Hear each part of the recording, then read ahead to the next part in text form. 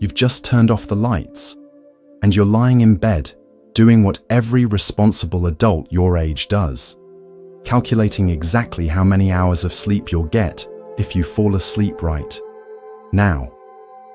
Congratulations. You've just enrolled in the nightly masterclass of overthinking that's been running since you hit your 30s. Or maybe it started when you had kids, got that promotion, or realized your retirement account isn't quite what those financial planning articles said it should be. Your body is tired, your eyes are heavy, but your brain has decided this is the perfect time for a comprehensive life review, starting with that mortgage refinancing decision from 2009 and ending with whether you should switch health insurance providers during open enrollment. Welcome to what Buddhist monks have been dealing with for 2,500 years, except they didn't have to worry about their kids' college fund or whether that weird pain in their knee meant they should finally see a doctor. Lucky them. Right now, you're experiencing what the Buddha called dukkha, suffering. Not the dramatic kind you see in movies, but the special brand that comes from a mind that won't stop auditing your life choices. You're about to discover why your brain, the same one that successfully manages a career, perhaps raised children, and keeps track of 17 different passwords, completely loses its ability to shut down at bedtime. Spoiler alert, those ancient Buddhist teachers figured this out, and they didn't even have property taxes to worry about. Let's start with what's happening right now. You're lying there, and your mind is helpfully reminding you about that email you forgot to send, your cholesterol numbers from your last checkup, whether you should sell those stocks, if your adult children are making good decisions, and oh yes, the fact that you're not sleeping. This, my horizontal friend, is what Buddhists call the monkey mind. Though honestly, that's unfair to monkeys. At least they don't lie awake wondering if they saved enough bananas for retirement. The Buddha himself was about your age, mid-30s, when he decided to figure out why humans suffer. He'd been living the good life. Wealthy family, nice house, good health plan, servants to fan you counts as healthcare, right? But he looked around and thought, why am I still not satisfied? Why is my mind never quiet?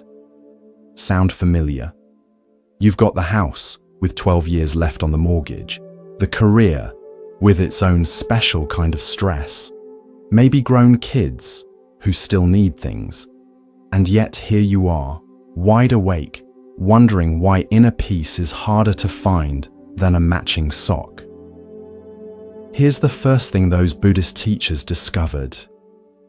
Your thoughts aren't reality. I know. That thought about your upcoming medical procedure feels pretty real. So does the one about your aging parents. But these are mental events, not prophecies carved in stone. Right now, your mind is doing what minds do best, creating detailed disaster scenarios with the production value of a Hollywood blockbuster. Coming this fall, what if your retirement savings aren't enough?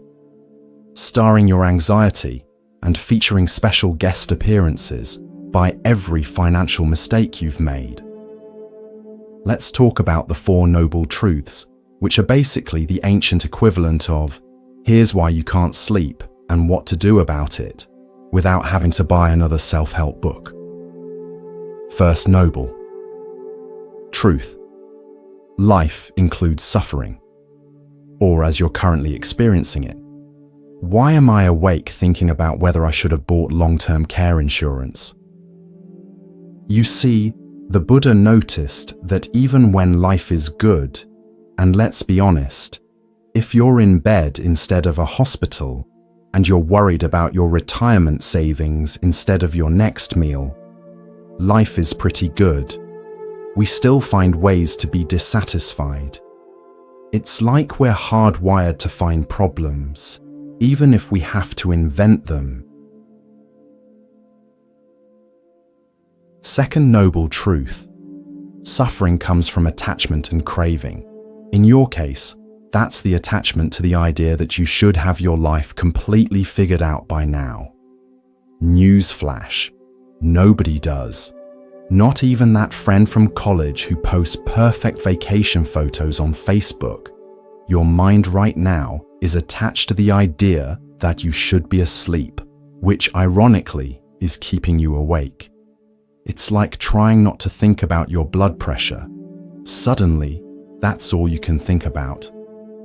Third noble truth: there's a way out of this suffering.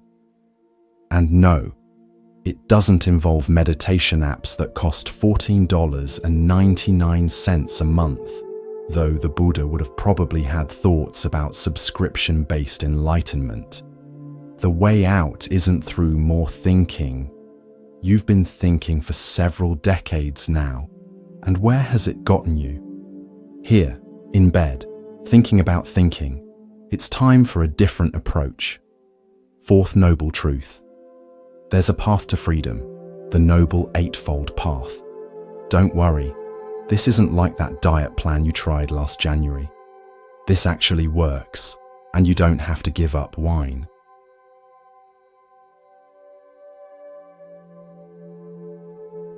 Let's focus on what's relevant right now. Right mindfulness. This means being aware of what's actually happening, not what your mind says is happening. What's actually happening? You're lying in bed, you're breathing, you're physically safe. That's it. What's your mind saying is happening? That tomorrow's ruined, your health is declining, your kids are making poor choices, you're behind on everything, and somehow this is all connected to that decision you made. Here's something interesting. The Buddha taught that most of our suffering comes from living in the past or future, never the present.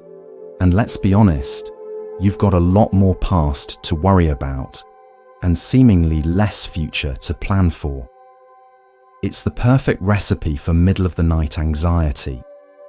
One moment you're regretting not buying Apple stock in 2001. The next, you're worried about healthcare costs in the future. Meanwhile, the present moment, the only one you can actually do anything about, is sitting here like that gym membership you keep paying for, but never use. The Buddhist concept of anatta, or non-self, might sound like something your yoga instructor talks about, but it's actually quite practical. That voice in your head that's currently listing every way you've fallen short of your life goals. That's not the real you. It's more like a talk radio station that somehow got stuck on the everything you're doing wrong channel. Think about it. You're observing these thoughts, which means you can't be the thoughts themselves. You're the awareness behind them. It's like realizing you're not the movie on the screen, you're the one watching it. And this particular movie, Midnight Anxiety, the unnecessary sequel, isn't even that good. Let's talk about impermanence, which sounds depressing but is actually liberating. Everything changes, including this sleepless state you're in. Remember when you were 30 and could survive on 4 hours of sleep? That changed. Remember when your biggest financial worry was making rent? That changed too. The good news is, your current state of wide-awake worry will also change. The bad news is, you'll probably have to go through this a few more times before you really get it.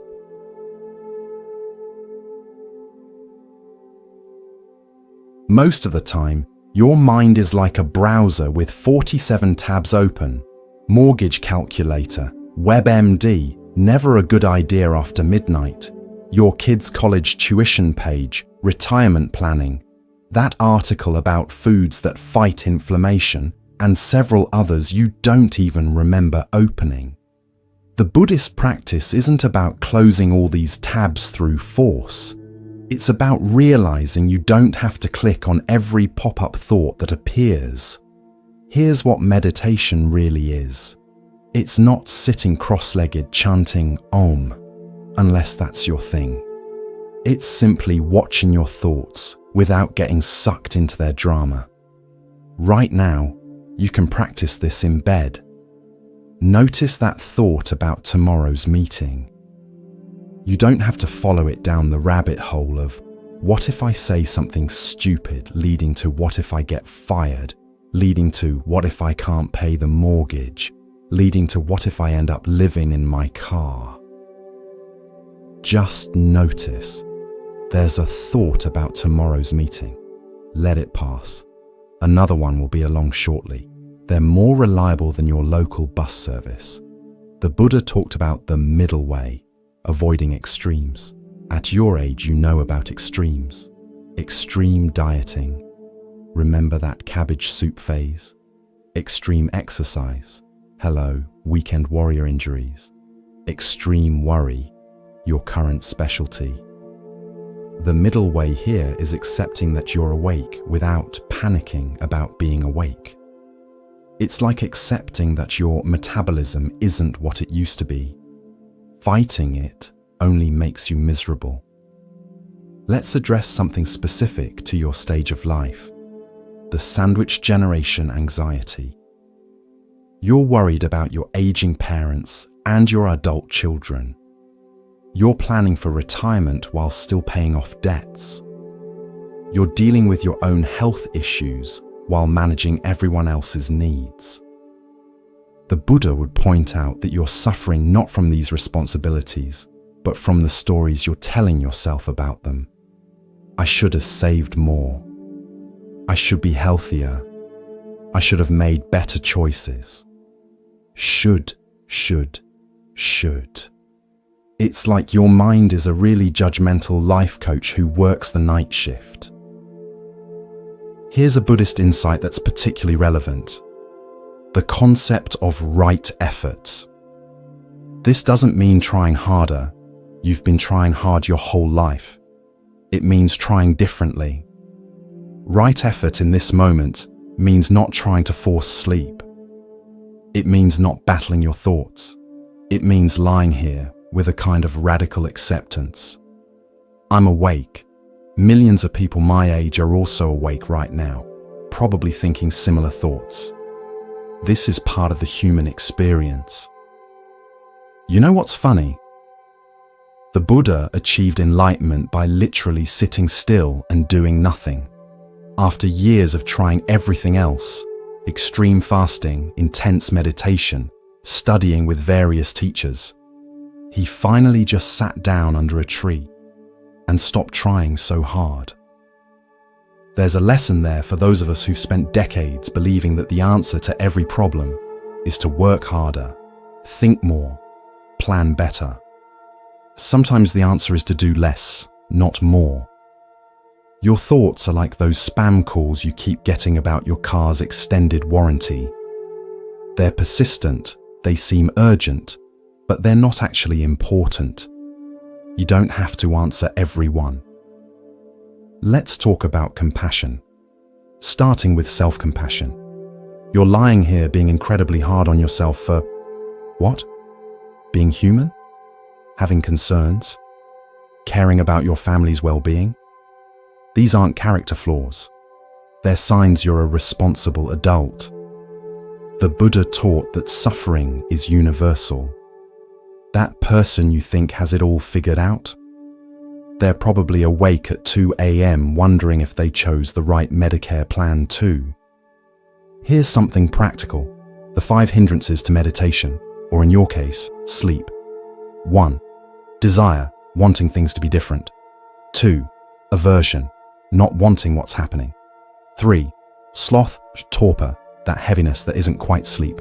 4. Restlessness, your current state. 5. Doubt, wondering if anything will ever help. Recognize any of these? Of course you do. You're experiencing at least 3 right now. The Buddhist approach isn't to fight these hindrances, but to acknowledge them. Hello, restlessness. I see you're here again. Pull up a chair, but you don't get to drive. Think about how much energy you're spending right now fighting reality. You're awake. That's the reality. All the mental energy you're using to argue with this fact could power a small city.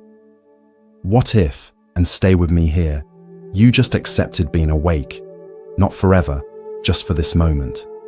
What if instead of seeing this as wasted time, you saw it as found time? Time to practice being present, to observe your mind's habits, to maybe even find some peace. I know what you're thinking. Easy for you to say. You're not the one who has to function tomorrow on no sleep. Fair point. But here's the thing. You will function tomorrow. You functioned on little sleep before. Remember when your kids were babies? Remember pulling all-nighters in college? You're tougher than you think. The Buddha talked about right view, seeing things as they really are. Right now, your mind is adding a lot of extra suffering to the simple fact of being awake. It's like putting hot sauce on food that's already spicy, unnecessary and painful. Here's what's really happening. You're a person of a certain age, with real responsibilities and concerns, having trouble sleeping. That's it. You're not failing at life. You're not uniquely anxious. You're just human. And here's the beautiful part. According to Buddhist teaching, this very moment, yes, this frustrating, sleepless moment, contains everything you need for peace. Not the peace of unconsciousness, though that would be nice, but the peace of accepting what is. Your mind will keep generating thoughts. That's what minds do. They're like that relative who always has opinions about everything. You can't stop them from talking, but you don't have to believe everything they say. As you lie there, possibly adjusting your pillow for the 15th time, not that anyone's counting, except your brain, which is keeping detailed records of everything. Let's talk about what Buddhist teachers call suffering upon suffering. You know this one. It's when you're upset about being upset, anxious about being anxious, worried that you're worrying too much. It's like compound interest, but for misery. Right now, you're probably suffering about your suffering. Why can't I sleep? Becomes, why can't I sleep? And why can't I stop thinking about why I can't sleep? It's the mental equivalent of those prescription side effects that are worse than the original problem. The Buddha would point out, if he were lying in your memory foam bed instead of sitting under a Bodhi tree, that this second layer of suffering is entirely optional. Like extended warranties or premium cable packages, you don't actually need it. Let's talk about attachment. No, not your attachment to your morning coffee, though that's real, but your attachment to how you think things should be. You should be asleep. Your kids should call more often. Your retirement account should be bigger. Your back shouldn't hurt when you garden. Should. It's like your mind is running a constant audit of reality and finding it lacking. But here's what those Buddhist monks figured out while you were busy building a career and raising a family. Attachment to how things should be causes more suffering than the things themselves. Your sleeplessness isn't the real problem. The problem is your conviction that you absolutely must be asleep right now. It's like insisting it shouldn't rain during your vacation. You can insist all you want, but the rain doesn't care about your preferences. Speaking of preferences, let's address something specific to your stage of life, the growing awareness of impermanence. You've lived long enough to see that nothing stays the same. Parents age, children grow up and move away. Career pinnacles become distant memories. That metabolism you had at 25, gone with your collection of cassette tapes.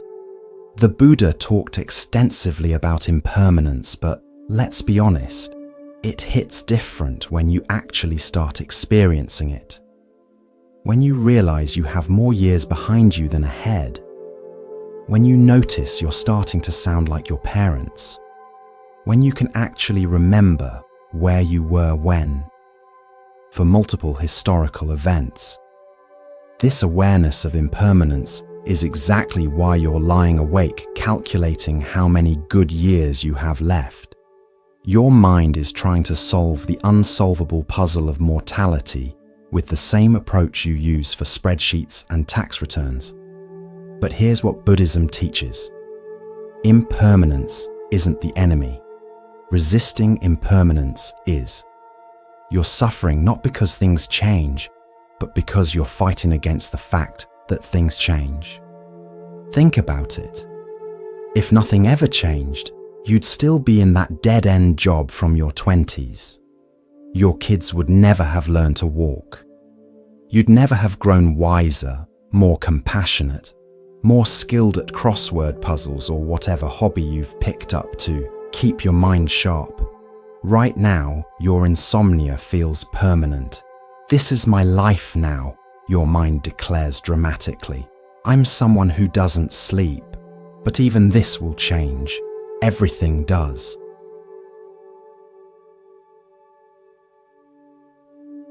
Let's explore the Buddhist concept of right effort as it applies to someone who's already spent decades making effort.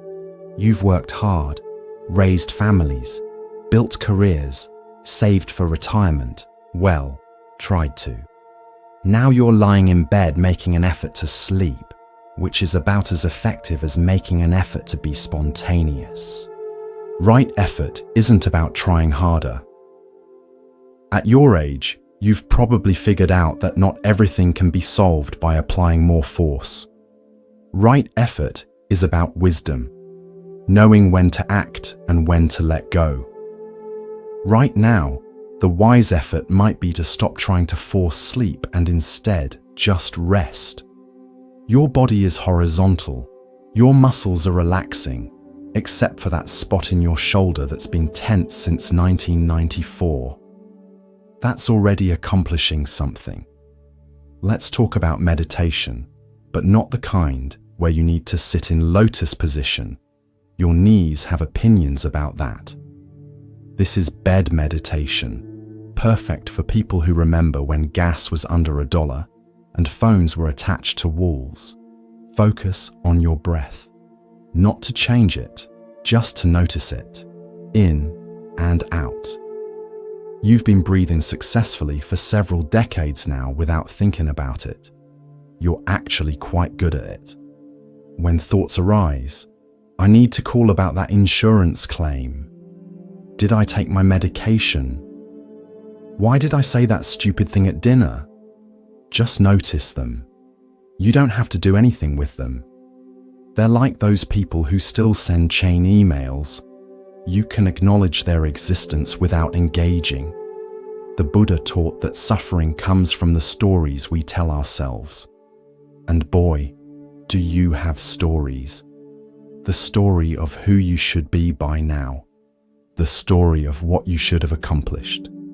The story of how your body should feel, how your family should behave, how your retirement should look. These stories are keeping you awake. They're like Netflix series that automatically play the next episode. One anxious thought leads to another, and suddenly you're 6 seasons deep into Anxiety, the Complete Collection. Here's a radical idea. What if you're exactly where you're supposed to be? What if all those mistakes were actually the curriculum of your life? What if your current challenges including this sleeplessness, are not obstacles, but teachers. I know. Philosophical acceptance feels about as achievable as your high school weight. But stay with me. The Buddha discovered that peace comes not from changing your circumstances, but from changing your relationship to your circumstances. You can't control whether you sleep tonight, but you can control whether you add suffering to your sleeplessness. Let's be practical about something. Your generation has been sold the idea that you can control everything through hard work and proper planning. Save enough money, exercise enough, eat the right foods, take the right supplements, and you'll age gracefully into a perfectly managed retirement. Then reality shows up with hot flashes, market crashes, adult children moving back home, and parents who need care. Suddenly, that illusion of control starts looking as outdated as your VHS collection. Buddhism offers something different, the recognition that control was always an illusion.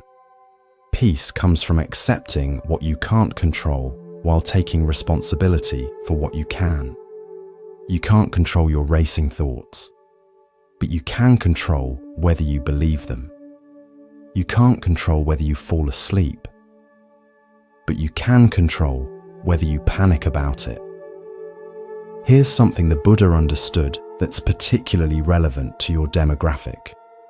Wisdom comes from experience, not from thinking about experience.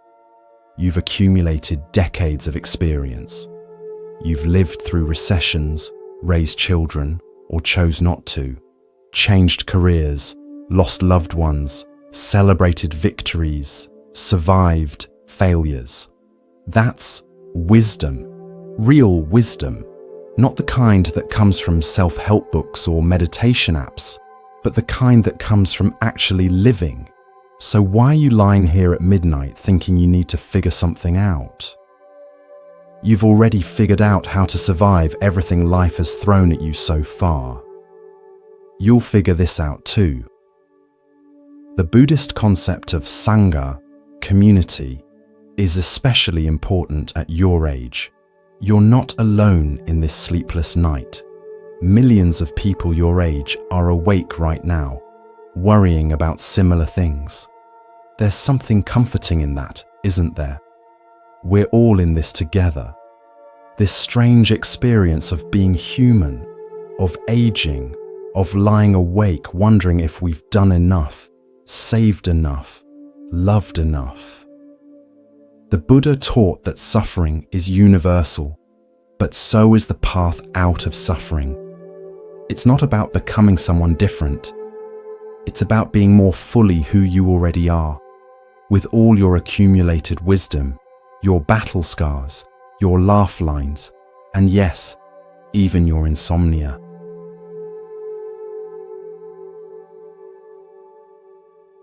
Let's talk about loving kindness meditation, adapted for someone whose idea of meditation might be staring at their coffee maker, waiting for it to finish brewing. Start with yourself. May I be happy. May I be peaceful. May I be free from suffering. May I get some damn sleep. The Buddha didn't say that last part, but he would understand. Now extend it to others. May all the other people my age lying awake right now be happy. May they be peaceful. May they stop Googling their symptoms. This practice isn't about feeling warm and fuzzy. It's about recognizing our shared humanity. That person you're worried about? They're probably worried about you too. Those adult children you're concerned about? They're likely lying awake worrying about you. It's worry all the way down, but also love, also care, also connection. The Buddha taught that we suffer because we feel separate. Separate from others, separate from life, separate from the present moment. But lying here in the dark, breathing the same air as billions of others, worried about the same human concerns, you're not separate at all. Your racing thoughts about mortgage payments, medication side effects, and whether your kids are making good choices. These aren't signs that you're failing at life. They're signs that you're fully participating in it. Here's what Buddhism offers that's different from all those articles about sleep hygiene and stress management. The recognition that sometimes being awake at night is just part of the human experience. It's not a problem to be solved, but an experience to be had. Maybe tonight isn't about sleeping. Maybe it's about practicing being gentle with yourself, about observing your mind without judgment, about recognizing that you're exactly where you're supposed to be, even if that's wide awake. The Buddha found enlightenment not by escaping life's difficulties, but by facing them with compassion and wisdom. You don't need to find enlightenment tonight, though if you do, please share the secret. You just need to find a little peace with where you are. And where are you? You're in bed, relatively healthy, with a roof over your head and people to worry about. That's not so bad, is it? Your problems are real, but so are your blessings. Your mind will keep generating thoughts about your health, your finances, your family, your future. That's what minds do, especially minds that have been solving problems and managing responsibilities for decades. But you don't have to chase every thought. You don't have to solve every problem tonight. You can just lie here, breathing, being human, sharing this moment with countless others who are also awake, also worried, also wondering. Maybe that's enough. Maybe that's even a kind of meditation. Maybe that's exactly what the Buddha was talking about, finding peace not by escaping life, but by accepting it, sleepless nights and all. So breathe. Notice your thoughts without believing all of them. Be gentle with yourself. You've made it this far through everything life has thrown at you. You'll make it through this night too. And if you do eventually fall asleep, great. If not, you'll have practiced something even more valuable. Being at peace with what is. That's a skill worth developing, whether you're 35 or 85, whether it's 2 a.m. or 2 p.m., whether you're in bed or sitting under a Bodhi tree. The Buddha would approve, and he'd probably remind you that tomorrow's worries will still be there tomorrow. You don't need to solve them all tonight. Now, let your mind rest, even if your body won't sleep. You've earned it after all these years of thinking, planning, worrying, and caring. Tonight, you can just be. That's the first noble truth of insomnia. This is happening. The second, you're attaching to the idea it shouldn't be.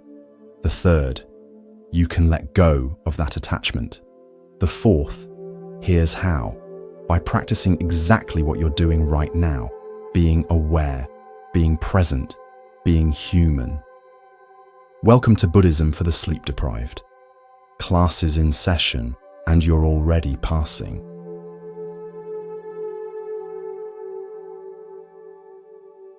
So, you've been lying here for what feels like several lifetimes, and now your mind has decided to throw a party. Unfortunately, it's the kind of party where all the guests are your anxieties, and they're really getting comfortable. Welcome to the next chapter of your nightly mental marathon, where we explore why Buddhist monks spent centuries figuring out the human mind, instead of, inventing coffee or comfortable sandals. You've just shifted position again. Not that anyone's counting, except your brain, which is keeping detailed statistics on everything, including how many times you've checked if your alarm is set, and how many times you've calculated the remaining hours until morning. This, my friend, is what the Buddha called papanka. the mental proliferation that turns a simple thought into an entire Netflix series.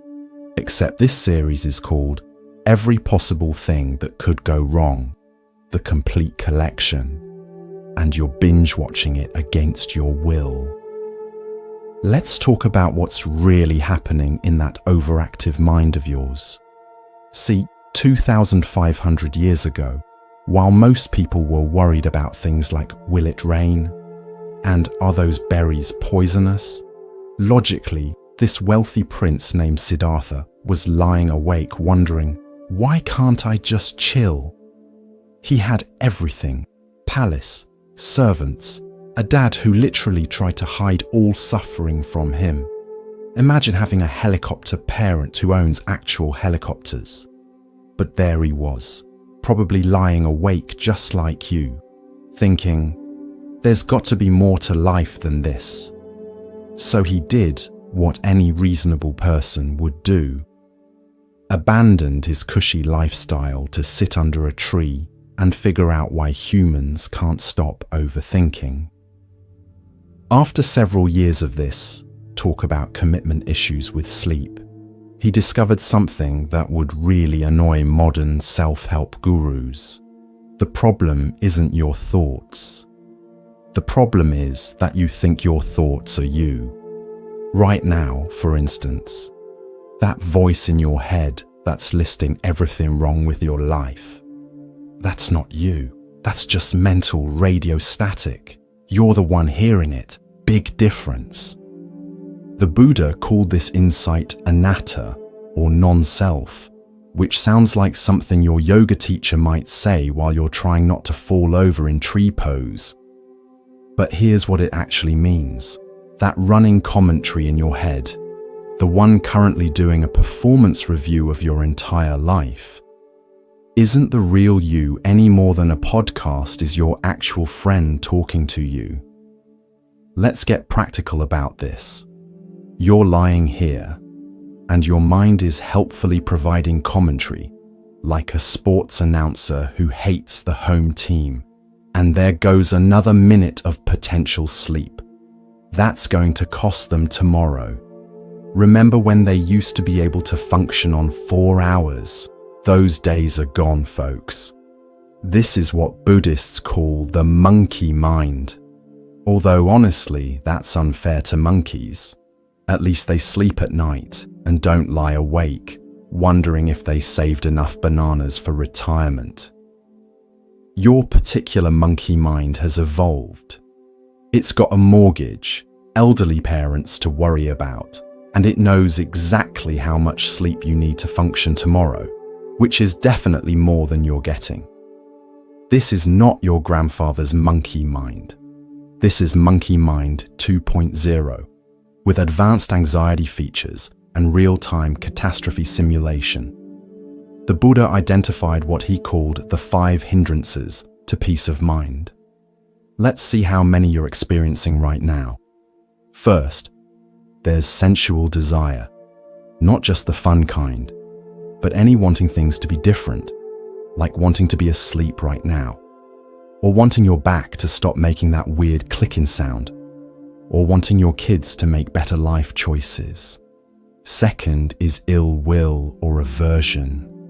That's the part of you that's angry at being awake, frustrated with your racing thoughts, or resentful that other people, probably, are sleeping peacefully while you're here getting a masterclass in Buddhist psychology. Third is sloth and torpor. That heavy, dull feeling that's not quite sleep, but makes thinking feel like wading through peanut butter. You know this one. It's why you've been staring at the ceiling without actually seeing it. Fourth is restlessness and worry. Oh, hello there. This is your current specialty. Your mind is like a squirrel that's discovered espresso, bouncing from one concern to another. Retirement funds, health issues, that weird sound your car is making, whether you remembered to move the laundry to the dryer. Fifth is doubt, not just regular doubt, but the special kind that makes you question everything. Did I make the right choices? Am I doing enough? Will anything I'm worrying about actually matter? Is this meditation stuff even real? Or am I just lying here listening to my own thoughts, like some kind of consciousness podcast? Congratulations, you're experiencing all 5 hindrances simultaneously. The Buddha would be impressed. Or concerned, probably both. But here's the thing the Buddha figured out. These hindrances aren't personal failures. They're not signs that you're bad at being human. They're just what minds do. It's like being upset that water is wet or that teenagers are confusing. This is just the nature of consciousness when left unsupervised. The Buddha's solution wasn't to fight these hindrances. That would be like trying to arm wrestle your own shadow. Instead, he suggested something radical. Just notice them. Don't judge them. Don't try to fix them. Just notice. Oh, there's anxiety. Hello, anxiety. I see you've brought your friends regret and future tripping. Make yourselves at home, I guess. This is what he called mindfulness, which has now been packaged and sold as everything from a phone app to a corporate wellness program. But originally, it just meant paying attention to what's actually happening instead of what your mind says is happening. Right now, what's actually happening? You're lying in bed, you're breathing, you're physically safe. That's it. Everything else, the mortgage worries, the health concerns, the replay of that awkward conversation from 1987, that's just your mind's late-night improv show. Speaking of which, let's talk about what the Buddha called dependent origination, which sounds like something you'd need a philosophy degree to understand, but it's actually pretty simple. Everything depends on everything else. Your current inability to sleep depends on your thoughts, which depend on your worries, which depend on your past experiences, which depend on that time in 3rd grade when someone laughed at your presentation, which somehow connects to your current fear of public speaking, which relates to tomorrow's meeting, which is why you can't sleep. See? It's all connected, like the world's most anxious connect-the-dots puzzle. The Buddha noticed that we create these elaborate chains of cause and effect in our minds, then treat them like they're as real as gravity. But they're not. They're just stories we tell ourselves, like bedtime stories, except these ones keep us awake and have really terrible endings. Take your current favorite story. I can't sleep. Therefore tomorrow will be terrible. Therefore I'll mess up at work. Therefore I'll lose my job. Therefore I'll end up living under a bridge. This is what Buddhists call catastrophizing, though they probably had a fancier Sanskrit term for it. The Buddha's insight was that you can break these chains at any point. You don't have to follow the thought train all the way to its final destination of doom. You can just notice, oh, there goes the catastrophe train again. Choo-choo, have fun without me. This is where the Buddha's teaching on impermanence comes in handy. Everything changes, including your current state of wide-eyed worry. The thoughts you're having right now, temporary. The feeling that you'll never sleep again, temporary. That embarrassing thing you said at last year's holiday party. Well, the embarrassment is temporary, even if your relatives' memories are unfortunately permanent. The Buddha pointed out that we suffer because we treat temporary things as permanent. We think our current problems will last forever. Our current feelings are our permanent personality, and our current thoughts are eternal truths. But they're not. They're more like weather, constantly changing, occasionally dramatic, and completely beyond our control. Speaking of lack of control, let's address what's really keeping you awake. The illusion that if you think about something hard enough, you can control it. This is like believing that if you worry about rain enough, you can change the weather. Your retirement account doesn't grow because you anxiety calculate it at night. Your adult children don't make better choices because you lie awake reviewing their options. The Buddha called this grasping, the desperate attempt to control the uncontrollable. It's exhausting, like trying to hold water in your fist or teach a cat to file taxes. But here's the revolutionary idea. What if you just didn't? What if you acknowledged that lying here, running worst-case scenarios, isn't actually productive? What if worrying about your health at night doesn't count as preventive medicine? This is what the Buddha meant by letting go, not giving up, not becoming irresponsible, just recognizing that your mental hamster wheel isn't actually powering anything except your anxiety. Now, you might be thinking, easy for Buddha to say. He didn't have a mortgage, elderly parents, or kids who text, "We need to talk," at 11 p.m. Fair point. But he did have the same human brain you have, with all its default settings for worry, regret, and existential crises. The Buddha discovered that the mind has certain patterns, like software bugs, that have been running since the Stone Age. These patterns made sense when we needed to remember which caves had bears and which berries were poisonous. But now, they just make us lie awake, wondering if we chose the right health insurance plan. One of these patterns is what Buddhists call dukkha, often translated as suffering, but really meaning the basic unsatisfactoriness of existence. It's that feeling that something's always slightly off, like wearing shoes that are half a size too small, or having a popcorn kernel stuck in your teeth. Forever. Right now, your dukkha might be manifesting as, "I should be asleep," or "I should have my life more figured out by now," or "I shouldn't still be making mistakes at my age." Your mind is shoulding all over you. The Buddha's first noble truth is simply acknowledging that this dissatisfaction exists. Not to be pessimistic, but to stop being surprised by it. Life includes difficulty. Sleep includes sleeplessness. Parenting includes worry. Aging includes new, mysterious body sounds. This isn't failure. It's the full human experience package. The second noble truth identifies the cause: craving and attachment.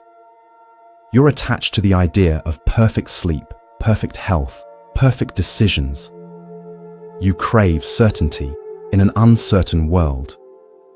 You want guarantees in a life that offers none, except that things will change and your body will continue making weird noises. But here's where it gets interesting. The third noble truth says this suffering can end. Not by achieving perfect sleep or figuring out everything, but by changing your relationship to imperfection. It's like finally accepting that your hair has its own agenda and working with it instead of against it. The fourth noble truth is the path out, the famous eightfold path. Don't worry, we're not going to make you memorize all 8 right now. Your brain is busy enough catastrophizing about tomorrow. But one relevant part is right understanding, seeing things as they actually are, not as your anxiety paints them. Right understanding in this moment means recognizing you're awake, that's uncomfortable but not dangerous. Millions of people throughout history have survived sleepless nights, and your brain's disaster predictions have a terrible accuracy rate. The Buddha talked about middle way, the path between extremes. Right now, You're bouncing between the extreme of forcing sleep and the extreme of panicking about not sleeping. The middle way might be resting in wakefulness, letting your body relax even if your mind won't, trusting that rest has value even without unconsciousness. This is radical for those of us raised on the try harder philosophy. We've been taught that every problem can be solved with more effort, more thinking, more control. The Buddha suggests that some problems dissolve when we stop treating them as problems. Imagine approaching your thoughts like clouds passing in the sky. You don't have to chase them, fight them, or figure them out. Just let them drift by. There goes the money worry cloud. Oh look, the health anxiety cumulus. Ah, the classic, did I lock the door formation. This is meditation, by the way, not sitting cross-legged chanting Om, but simply observing your mind without getting pulled into its drama. You're already doing it. You just didn't know it counted. The Buddha emphasized that meditation isn't about achieving special states or having mystical experiences. It's about seeing clearly what's already happening. Right now, what's happening is thoughts arising, body sensations, breathing, continuing whether you manage it or not. One of Buddha's key insights was recognizing patterns of thought that create suffering. He called these sanskaras, mental formations or habits. Your mind has grooves worn into it by years of thinking the same thoughts, like a river carving a canyon. The I'm not doing enough canyon. The what if something goes wrong gorge. The why did I say that stupid thing ravine. These patterns feel permanent, but they're not. They're just habits, and habits can change. Even the habit of overthinking about whether your habits can change. The Buddha wasn't just philosophizing for fun. He was trying to solve the same problem you're having right now. Why does the human mind insist on making itself miserable? It's like having a roommate who constantly rearranges your furniture while you're trying to sleep, then criticizes the layout. Let's talk about what the Buddha called the 3 characteristics of existence. Don't worry, this isn't going to be a philosophy lecture. Think of it more as understanding the operating system your mind runs on. First characteristic, impermanence, anicca. Everything changes. Your thoughts right now, they'll be different in 5 minutes. That worry about your retirement? It'll shift, evolve, maybe get replaced by a worry about your knee. Even your inability to sleep is impermanent, though it might not feel that way as you lie here counting imaginary sheep, who are probably also anxious about their future financial security. Second characteristic, suffering or dissatisfaction, dukkha. We've covered this one. It's the sense that something's always a bit off, like when your socks are slightly damp, or when someone says, "We need to talk," and you have to wait 3 hours to find out they just want to discuss dinner plans. Third characteristic, non-self, anatta. This is the big one. There's no fixed, permanent you having these thoughts. You're more like a river, constantly flowing, changing, never the same from one moment to the next. The you that started listening, this isn't the same you listening now. Some of your cells have already died and been replaced. You're literally not the same person you were a paragraph ago. This might sound scary, but it's actually liberating. If there's no fixed self, then there's no fixed person who can't sleep, or person who always worries. These are just temporary weather patterns in consciousness. The Buddha discovered this while sitting under what's now called the Bodhi tree. Though let's be honest, If someone today sat under a tree for 49 days straight, we'd probably call emergency services. Different times. But what he realized is relevant right now, in your bed, in your sleeplessness. Your suffering comes not from being awake, but from your relationship to being awake. It's not the insomnia that's torturing you. It's your thoughts about the insomnia. This is what Buddhists call the second arrow. The first arrow is the actual circumstance. You can't sleep. That's unpleasant but manageable. The second arrow is everything your mind adds. This is terrible. I'm going to be exhausted tomorrow. Something must be wrong with me. I'll never sleep again. You're essentially shooting yourself repeatedly with an entire quiver of second arrows. The Buddha's suggestion? Stop shooting yourself. Radical, I know. Let's explore what he called the 4 foundations of mindfulness. These are like GPS coordinates for navigating your current mental traffic jam. First foundation, mindfulness of body. Notice your physical sensations right now, not to judge them or change them, just to notice. The weight of your body on the mattress, the temperature of your skin, that spot in your lower back that's been annoying, the rhythm of your breathing that continues whether you micromanage it or not. Your body is actually pretty good at existing without your conscious supervision. Your heart beats, your lungs breathe, your cells do their cellular things. Maybe your mind could learn from your body's example. Second foundation, mindfulness of feelings. In Buddhism, feelings doesn't mean emotions like, I'm sad because my kid never calls. It means the basic flavor of experience, pleasant, unpleasant, or neutral. Being awake when you want to sleep, unpleasant. The softness of your pillow, pleasant. The sound of a car passing outside, probably neutral unless you've decided to make it part of your why can't the world be quiet complaint. Third foundation, mindfulness of mind. This is observing your mental state like a scientist observing weather patterns. Is your mind tight or spacious? Agitated or calm? Racing or sluggish? You're not trying to change the weather, just noting. Currently experiencing mental thunderstorms with a chance of existential dread. Fourth foundation, mindfulness of mental objects. These are the specific thoughts, worries, memories that populate your mind. Instead of getting lost in their content, you observe them as phenomena.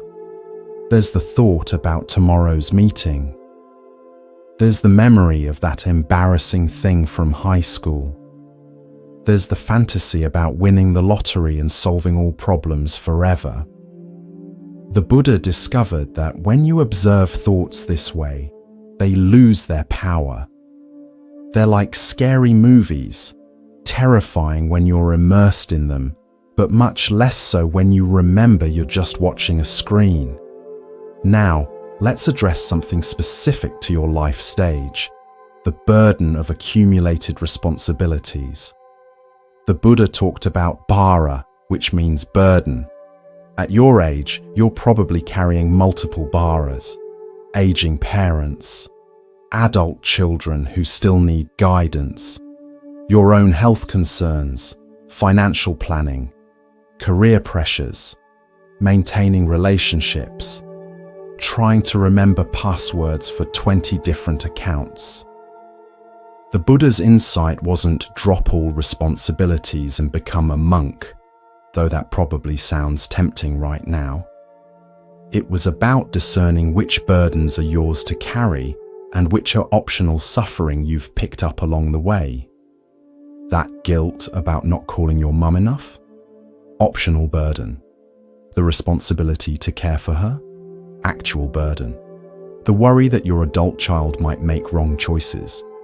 Optional burden. The love that wants them to be happy? Actual burden. See the difference? You can care without carrying the whole world on your shoulders while trying to sleep. The Buddha talked about right effort, which doesn't mean trying harder. You've been trying hard your whole life. Right effort means wisdom in applying energy. Sometimes the wisest effort is no effort. Like right now, the effort to force sleep is keeping you awake. The effort to stop thinking is creating more thoughts. The effort to relax is creating tension. What if you apply the Buddhist principle of non-doing? Not laziness, but the recognition that some things happen better without interference, like falling asleep, or digesting food, or growing wisdom. This connects to what the Buddha called attachment to views. We all have views about how things should be. You should be asleep by now. Your life should be more settled at this age. Your children should make certain choices. Your body shouldn't make those sounds. These shoulds are like wearing too tight shoes and then wondering why walking hurts. The Buddha suggested loosening your grip on how things should be, which creates space for accepting how things are. This doesn't mean resignation. It means seeing clearly. Right now, you are awake. That's the reality. Everything else is commentary added by your mind's inner film critic, who apparently specializes in disaster movies. Let's talk about the Buddha's teaching on karma. No, not the cosmic point system where you get rewarded for helping old ladies cross streets. Karma simply means action and consequence. The karma of fighting with reality is exhaustion. The karma of worrying is more worry. The karma of judging yourself for being awake is, well, you're experiencing it right now. But here's the good news. Karma also means you can create different consequences through different actions. The karma of accepting this moment is peace. The karma of observing thoughts without believing them is freedom. The karma of being kind to yourself is, well, try it and see. The Buddha emphasized that meditation isn't just about sitting cross-legged. It's about bringing awareness to whatever's happening. Right now, you're doing lying in bed meditation or insomnia meditation. Congratulations, you're practically a Zen master. In fact, some of the deepest insights in Buddhist history happened during ordinary activities. The Buddha's enlightenment came while sitting. Huineng, the sixth patriarch of Zen, got enlightened while hearing someone recite scripture. Another monk achieved enlightenment while sweeping. Maybe tonight's your night for enlightenment while failing to sleep. The Buddha talked about the middle way between extremes. Right now, you might be swinging between the extremes of fighting wakefulness and despairing about it. The middle way might be, I'm awake. That's okay. My body is resting even if my mind isn't. This too shall pass. This is revolutionary for those of us trained in the, if at first you don't succeed, try harder until you break something, school of life. The middle way suggests that sometimes the solution is to stop treating something as a problem. Let's explore what Buddhists call emptiness, shunyata. Don't worry, this isn't nihilistic nothing matters philosophy. It means things don't exist in the solid, permanent way we think they do. Your insomnia isn't a solid thing. It's a combination of physical sensations, thoughts, emotions, and circumstances, all of which are changing moment by moment. Right now, insomnia might include physical alertness, mental activity, emotional frustration, thoughts about tomorrow, memories of other sleepless nights, and cultural conditioning about the importance of 8 hours. Remove any element and the experience changes. It's not a solid thing. It's a temporary constellation of conditions. Understanding emptiness means recognizing that your current experience is more fluid than it appears. You're not an insomniac. You're a person experiencing wakefulness right now. Big difference. The Buddha taught about dependent origination. Everything arises in dependence on causes and conditions. Your wakefulness right now depends on numerous factors. That coffee you had after lunch, tomorrow's presentation, your mother's health concerns, the phase of the moon, what you ate for dinner, that article about sleep you read last week. Change any condition and the experience changes. This is hopeful. It means nothing is fixed or permanent, including your current state. But here's the practical part. While you can't control all conditions, you can influence some. The Buddha called this skillful means, working wisely with what's available. Right now, you can't control your racing thoughts, but you can control whether you believe them. You can't force sleep, but you can allow rest. The Buddha noticed that humans have what he called proliferation, papanka, the tendency to elaborate simple experiences into complex problems. A simple sensation of wakefulness becomes, I have insomnia, becomes, I'll never sleep properly, becomes my health will deteriorate, becomes I'll die alone and tired. This is your mind's hobby, turning molehills into mountain ranges. The Buddha's suggestion? Notice when proliferation starts and gently decline to participate. Thanks, mind, but I don't need a 10-part series on why I can't sleep. The pilot episode was enough. Let's talk about the Buddhist concept of refuge. Traditionally, Buddhists take refuge in the Buddha, the teacher, Dharma, the teachings, and Sangha, the community. But right now, you can take refuge in simpler things. Your breath, the stability of your bed, the fact that millions of people throughout history have survived sleepless nights. You're not alone in this. Right now, countless people your age are awake, thinking similar thoughts, wrestling with similar worries. There's a strange comfort in this universal struggle. You're part of an unofficial Sangha of the sleepless. The Buddha talked about loving kindness, metta, starting with yourself. This is radical for those of us trained to be our own harshest critics. Try this. Talk to yourself like you talk to a good friend who couldn't sleep. You probably wouldn't say, "What's wrong with you? Just sleep already." You'd more likely say, "It's okay. This happens sometimes.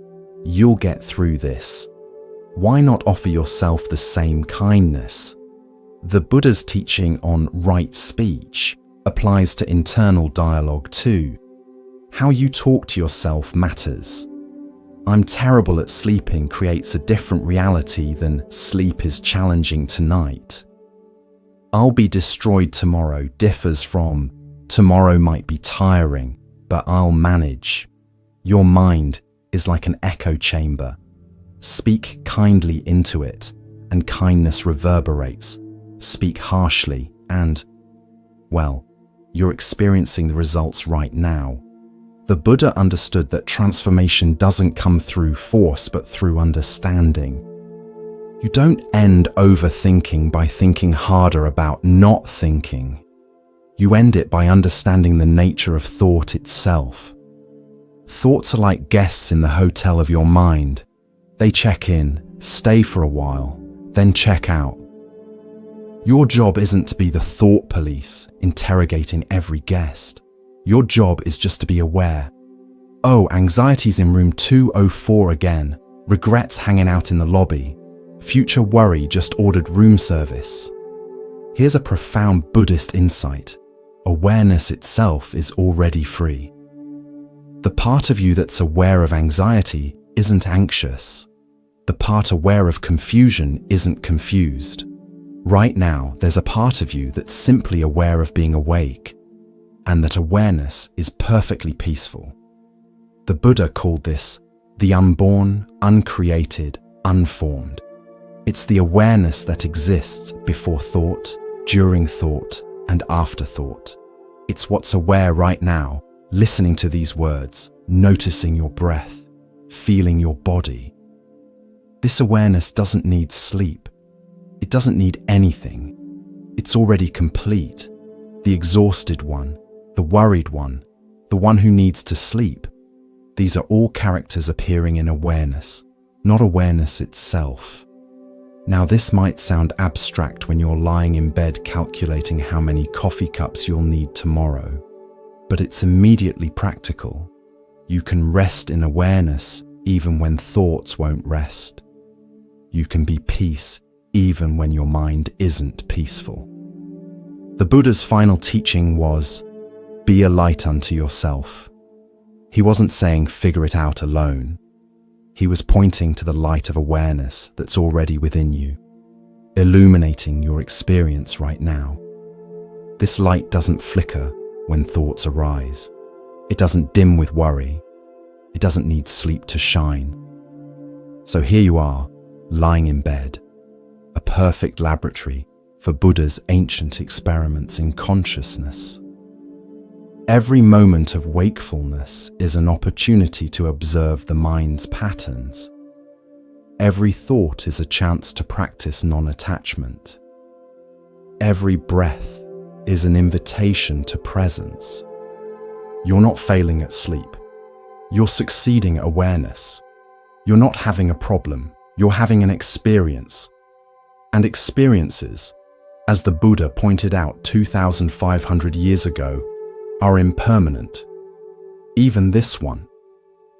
The great Buddhist teacher, Shunryu Suzuki, said, the most important point is to accept yourself and stand on your 2 feet.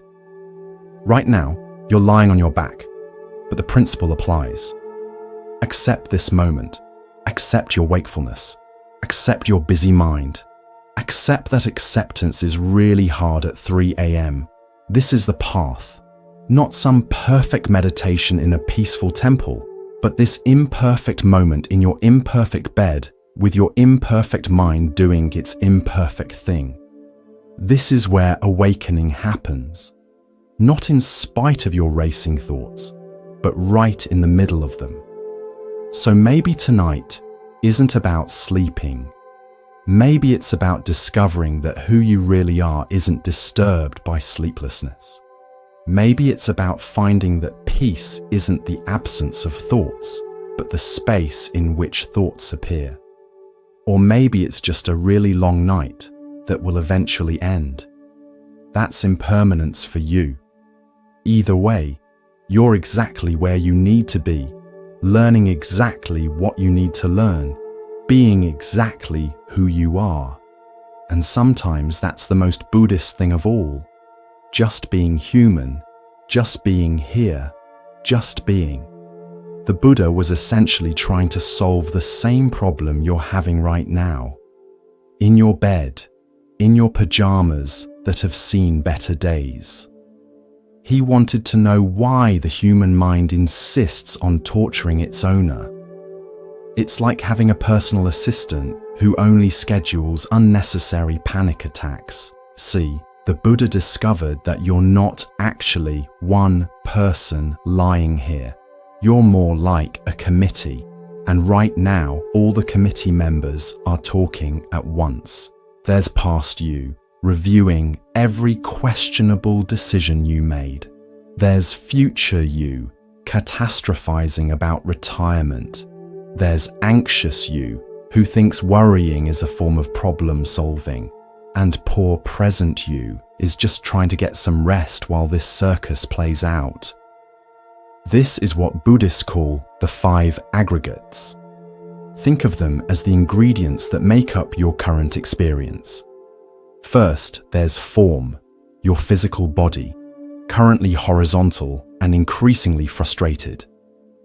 Then, sensation, what you're feeling, like that annoying itch that appears the moment you get comfortable. Next is perception, how you're labeling things like insomnia or that weird noise from the refrigerator.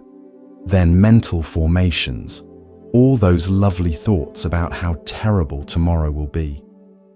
And finally, consciousness, your awareness of this whole mess. The problem is, you think these aggregates are you, but the Buddha would point out that you're more like the space where all this is happening, not the happening itself. You're the stage, not the drama. Speaking of drama, let's talk about what the Buddha called dependent origination. Everything that's happening right now depends on something else. Your racing thoughts depend on that coffee you had after dinner, which you had because you were tired from last night's poor sleep, which happened because you were worried about that presentation, which exists because you took that job, which you needed because, well, you get the idea. It's like one of those elaborate domino setups, except instead of dominoes, it's your entire life leading to this moment of staring at the ceiling. The good news? You can interrupt the chain. You don't have to follow every thought to its dramatic conclusion. Right now, your mind is doing what Buddhist teachers call papanka, mental proliferation. It's taking the simple fact that you're awake and turning it into a 12-part miniseries about your inevitable doom. Can't sleep becomes, will be exhausted tomorrow. Becomes, will mess up at work. Becomes, will lose job. Becomes, will die alone under a bridge. Your mind should really consider a career in screenwriting. It's got a flair for disaster scenarios. The Buddha suggested something radical. What if you just stopped? Not stopped thinking, but stopped believing every thought is an urgent telegram from reality. Most of your thoughts are more like spam emails. They look important until you actually read them. Let's try what the Buddha called mindfulness of breathing. Not to control your breath or achieve enlightenment or any of that pressure. Just to give your mind something to do besides writing horror stories about tomorrow. Notice your breath. It's been faithfully keeping you alive this whole time without any help from your anxiety. In and out. No effort required. Your body knows how to breathe even better than your mind knows how to worry. And that's saying something. This is what meditation actually is, by the way. Not sitting pretzel-legged on a mountain, but just paying attention to what's already happening. Congratulations, you're meditating. Don't let it go to your head.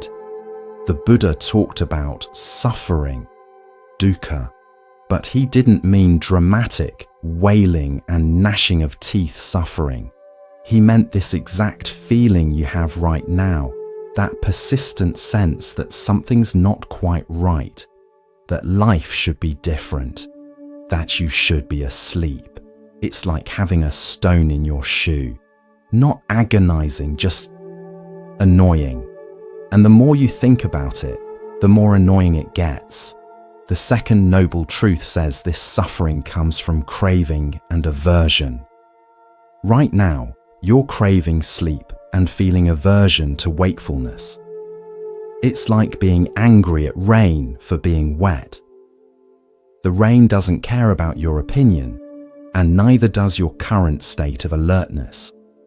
But here's where it gets interesting. The third noble truth says this suffering can end, not by finally falling asleep, though that would be nice, but by changing your relationship to being awake.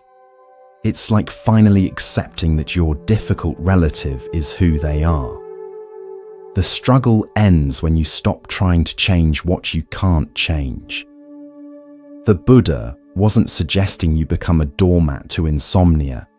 He was pointing out that the real suffering isn't being awake. It's fighting with being awake. It's all the stories you're telling yourself about what this means. Remember impermanence. Everything changes. This sleeplessness will pass. Your racing thoughts will eventually tire themselves out. Even your frustration about being frustrated is already shifting. Nothing stays the same, including this supposedly eternal night.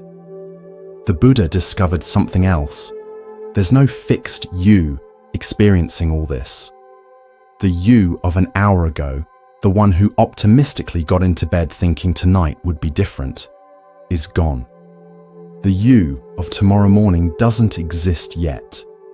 There's just this moment's experience already morphing into the next one. This might sound like philosophical nonsense when you're lying here calculating how many hours until your alarm, but it's immediately practical. If there's no permanent you, then there's no permanent bad sleeper. You're not cursed. You're just experiencing what millions of humans throughout history have experienced. The Buddha called this insight anatta, or non-self. It's not that you don't exist. Your mortgage company certainly thinks you do. It's that you're more fluid than you think. You're like a river, constantly changing, never the same from one moment to the next. The you that can't sleep is just a temporary eddy in the flow. Let's talk about the middle way. Right now, you're swinging between extremes, trying to force sleep and despairing about wakefulness. The middle way suggests a third option, just being. Not trying to sleep, not fighting being awake, just existing. Revolutionary, isn't it? The idea that you don't have to do anything about this moment, that maybe this is just what's happening, neither good nor bad, just is. The Buddha taught about right effort, which doesn't mean trying harder. You've been trying hard your whole life. Right effort is more like wise effort. Sometimes the wisest effort is no effort. Like right now, the effort to sleep is keeping you awake. What if you just stopped trying? This connects to what Buddhists call letting go. Not giving up, not becoming passive, just loosening your grip. You're holding on to consciousness like it's the last cookie in the jar. What if you just put the cookie down? The Buddha observed that we create most of our suffering through what he called the second arrow. The first arrow is what happens. You can't sleep. The second arrow is our reaction. This is terrible. I'm doomed. Why me? You're basically shooting yourself repeatedly while complaining about being wounded. Here's a wild idea. What if you just took the first arrow? You're awake. That's it. No story, no drama, no future catastrophe. Just awake. The Buddha talked about skillful means, using whatever works. Right now, skillful means might be remembering that you've survived every sleepless night so far, or finding humor in the absolute certainty with which your mind predicts tomorrow's disasters. Your mind's prediction accuracy is about as good as those fortune-telling machines at carnivals. Let's explore loving kindness meditation, which starts with being kind to yourself. Radical concept, right? Instead of berating yourself for being awake, what if you talk to yourself like you talk to a friend in the same situation? Hey there, you're having a rough night. That's okay. This happens sometimes. You'll get through this like you always do. See? No one ever achieved enlightenment through self-criticism, though plenty of people have tried. The Buddha emphasized that wisdom isn't something you acquire. It's something you uncover. Like clearing dust off a mirror. Right now, your mirror is covered with thoughts, worries, and that recurring memory of that embarrassing thing you did. But underneath all that dust is clarity. It's always been there. It doesn't need sleep to exist. It doesn't need perfect conditions. It's the part of you that's aware of all this chaos, but isn't chaotic itself. This is what the Buddha meant by Buddha nature. Not some mystical state you have to achieve, but what you already are underneath all the mental noise. You don't become enlightened. You just stop identifying with the static. Speaking of identification, the Buddha noticed we suffer because we identify with our thoughts. Right now, you think you are your insomnia, but you're not. You're the one aware of it. Big difference. You're not the clouds, you're the sky. The clouds of thought come and go, but the sky remains. Even the darkest, stormiest thoughts can't damage the sky itself. The Buddha taught about right understanding, which in your current situation means understanding that this is temporary, even if it doesn't feel like it. Fighting it makes it worse. You're not alone. Insomnia is practically a human tradition. This might actually be useful. When else do you get uninterrupted time to explore consciousness? Okay, that last one might be pushing it when you're exhausted and facing tomorrow's responsibilities. But still, the Buddha discovered that peace isn't the absence of problems, it's the absence of resistance to problems. Right now, you could have peace with insomnia. Not happy about it, but not at war with it either. It's like making peace with rain. You don't have to love it, but fighting it is exhausting and pointless. The rain rains, you get wet, life goes on. The Buddha's path isn't about perfect conditions, it's about finding freedom within imperfect conditions, like right now, in your bed, wide awake when you should be sleeping. But who wrote that should? Some cosmic sleep police? The International Council of Proper Bedtimes? Or just your mind, which also thinks you should have made different choices? The Buddha would suggest examining these shoulds. They're not laws of physics. They're just thoughts wearing authoritative costumes. Here's the thing about Buddhist practice. It's not about achieving special states. It's about being present with ordinary states, like insomnia. Congratulations, you're having a profound spiritual experience. It just happens to feel terrible. But even terrible is just a label. Strip away the label, and what's left? Physical sensations, mental activity, breath going in and out, life happening. The Buddha didn't promise to eliminate difficult experiences. He promised a way to not suffer about them. There's a difference between pain, can't sleep, and suffering, the mental anguish about not sleeping. Right now, you're experiencing both, but you could just experience the first one. Novel idea, right? This is what the Buddha meant by liberation. Not freedom from experiences, but freedom within experiences. Even this one, even insomnia, even now. So here you are, involuntarily studying Buddhist philosophy in your bed. The Buddha would probably find this amusing. He spent years trying to achieve enlightenment through extreme practices, when all along it was available in ordinary moments, like this one, where you're finally starting to see that maybe, just maybe, this sleepless night isn't your enemy. Maybe it's your teacher, and maybe the lesson isn't about sleep at all. Maybe it's about waking up.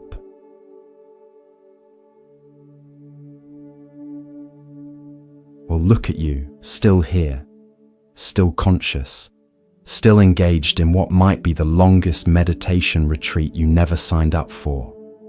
Your bed has become your monastery. Your racing thoughts are your fellow monks, and that weird sound your house makes, that's your temple bell. Welcome to the advanced course in Buddhist philosophy, where the tuition is paid in lost sleep, and the final exam is whether you can find peace while your neighbor's dog discusses philosophy with the moon. You've made it through the initial panic of, "Why can't I sleep?" Survived the intermediate despair of, "I'll never sleep again." And now you're entering what Buddhist masters call the "Are you kidding me?" stage of enlightenment. The Buddha himself went through something similar. After years of extreme practices, starving himself until his spine could be felt through his stomach, not recommended. Meditating until birds built nests in his hair, definitely not recommended. He realized something profound. Trying too hard is just another form of suffering. So there he sat under his Bodhi tree, probably around this time of night, thinking, well, this isn't working. And in that moment of giving up, he found what he'd been seeking. The universe has a weird sense of humor like that. Right now, you might be experiencing what Zen masters call the great doubt. Not the small doubt of, did I lock the door? But the existential doubt of, will this night ever end? And do I actually exist? Or am I just a collection of worries pretending to be a person? Congratulations, you're having the same realizations that took ancient monks years of mountain retreats to achieve. And you didn't even have to give up your Netflix subscription. Let's talk about what the Buddha discovered in those pre-dawn hours that made him go, oh. Well, that's embarrassingly obvious. He realized that the whole problem, the entire cosmic joke, is that we're looking for peace everywhere except where it actually is, right here, right now, in this moment. You're looking for sleep in the future. If I fall asleep now, I'll get X hours. But sleep, like enlightenment, only happens in the present. You can't schedule it. You can't force it. You can't negotiate with it. It's like trying to schedule spontaneity or plan a surprise party for yourself. The Buddha called this the paradox of seeking. The more you seek sleep, the more it eludes you. The more you chase peace, the more agitated you become. It's like trying to calm water by smoothing it with your hands. You're the problem you're trying to solve. But here's where it gets interesting. In the deepest part of the night, when all your usual strategies have failed, when you've given up hope of sleep, something shifts. This is what Buddhist teachers call the great release. Though in your case, it might be more like the great whatever. You stop fighting, not because you're wise, but because you're exhausted. Not because you've achieved enlightenment, but because you've run out of options. And in that surrender, something opens. The Buddha talked about the gateless gate, the entrance to peace that's not an entrance because you're already inside. Right now, lying in your bed, you're standing at this gate, the key to opening it. Stop looking for the key. I know. Buddhist paradoxes at this hour feel like someone offering you a riddle when you need a sandwich. But stick with me. You've been approaching sleep like a problem to be solved. But what if it's more like weather? Something that happens when conditions are right. You can't make it rain by worrying about drought. You can't make sleep come by fearing its absence. The Buddha discovered something called the middle way, which sounds like a compromise but is actually more radical. It's not halfway between sleeping and waking. It's stepping out of the whole game. It's like realizing you don't have to win or lose at sleep. You can just be. Right now you're caught in what Buddhists call dualistic thinking. Sleep good, awake bad, rest good, activity bad. But what if, and hear me out, what if being awake right now is exactly what's supposed to be happening? I can feel your skepticism from here. Great. So I'm supposed to be exhausted tomorrow? That's the cosmic plan? But that's not what the Buddha meant. He was pointing to something more subtle. What if this moment, this exact experience of lying awake, contains everything you need? What if the peace you're seeking isn't in some future sleep, but in accepting this present wakefulness? This is what Zen folks call selling water by the river. You're looking everywhere for something you already have. Peace isn't something you achieve after you solve the sleep problem. Peace is what's here when you stop making sleep a problem. Let's try something the Buddha called bare attention. Instead of thinking about your thoughts, just notice them. Instead of trying to sleep, just notice wakefulness. Instead of fighting this moment, just be in it. Notice the weight of your body on the bed. Not to do anything about it, just to notice. Notice the rhythm of your breath. Not to change it, just to observe. Notice the thoughts arising. Not to judge them, just to see them. This is meditation in its purest form. Not sitting cross-legged on a cushion, but lying in bed at some ungodly hour, simply being aware of what is. The Buddha said that most of our suffering comes from wanting things to be different than they are. You want to be asleep. Reality is, you're awake. The suffering isn't in the wakefulness, it's in the argument with reality. It's like being upset at gravity for making things fall. Gravity just gravities. Wakefulness just wakes. Your resistance is optional. Here's a mind bender the Buddha would appreciate. What if you're not failing at sleep? What if you're succeeding at meditation? What if this whole sleepless night is exactly what you needed to understand something essential about the nature of mind? In Buddhist texts, they talk about the dark night of the soul, not as punishment, but as a necessary passage. The darkness before dawn, the confusion before clarity, the struggle before surrender. Maybe you're not an insomniac. Maybe you're a night shift Buddha, working the graveyard shift of consciousness. The Buddha taught about right view, seeing things as they actually are. Right now, what's actually happening? Strip away all the stories, all the predictions, all the judgments. What's left? A human being experiencing consciousness. That's it. Everything else is commentary added by your mind's editorial department, which apparently works over time. The Buddha discovered that awareness itself is never tired. The part of you that's aware of tiredness isn't tired. The part that's aware of thoughts isn't thinking. There's a peaceful witness behind all the drama, watching the show without getting pulled on stage. Can you feel it? That quiet awareness behind all the noise. It's been there all along, like the sky behind the clouds. The clouds of thought come and go, but the sky remains untouched. This is what the Buddha meant by Buddha nature, not something you have to earn or achieve, but what you already are beneath all the mental activity. You don't become enlightened. You just stop identifying with the shadows on the wall. Speaking of shadows, let's talk about what Buddhist psychology calls the hindrances. You've got front row seats to the full show tonight. There's desire, wanting things to be different. I want to sleep has become your mantra, repeated with all the effectiveness of wishing for a unicorn. There's aversion, pushing away what's here.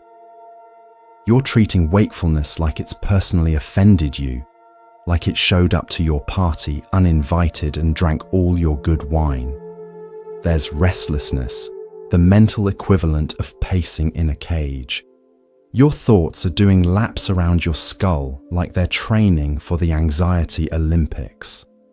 There's dullness, that heavy, foggy quality That's not quite sleep, but makes thinking feel like swimming through molasses. And there's doubt, questioning whether any of this matters, whether you'll ever sleep again, whether Buddhist wisdom applies to someone whose main spiritual practice is checking their phone. The Buddha's approach to these hindrances wasn't to fight them. It was to recognize them, like spotting old friends at a reunion. Oh, hello anxiety. I see you brought your cousin regret. And look, there's future tripping, fashionably late as always. When you name them, they lose some of their power. They're just mental weather patterns, not permanent residents. Here's something profound, the Buddha realized. Suffering isn't in the experience itself, but in our relationship to it. Pain is inevitable. Sometimes you can't sleep, but suffering is optional. It comes from fighting with the pain. Right now, you could have insomnia without suffering about insomnia. Wild concept, right? Like having rain without getting wet. But the Buddha wasn't talking about physical wetness. He was talking about mental resistance. The rain of wakefulness is falling. You can stand there shaking your fist at the sky, or you can just notice, oh, it's raining consciousness tonight.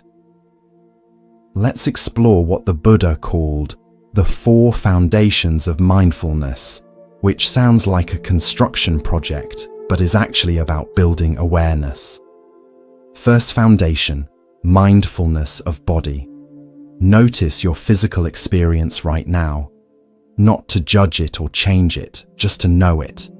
The mattress supporting you, the blanket's weight, that spot on your back that's been weird since you helped your friend move that couch. Your body is here, doing its thing, whether your mind approves or not. Second foundation, mindfulness of feelings. In Buddhism, feelings doesn't mean emotions like I'm sad because my kid never calls. It means the basic tone of experience, pleasant, unpleasant, or neutral.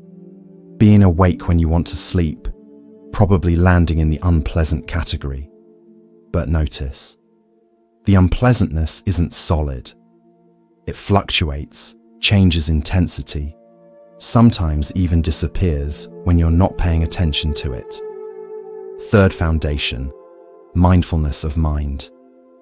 This is observing your mental state like you're watching weather patterns.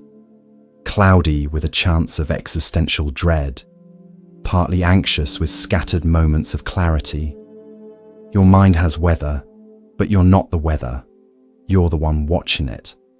Fourth foundation, mindfulness of mental objects. These are the specific thoughts, memories, plans that populate your consciousness. Instead of getting lost in their content, you observe them as phenomena. Like watching fish in an aquarium, you can see them without having to swim with them. The Buddha wasn't creating busy work for insomniacs. He was pointing out that when you observe experience clearly, without adding stories, something shifts. The suffering isn't in the insomnia, it's in the narrative about insomnia. Your narrative might be, this is terrible.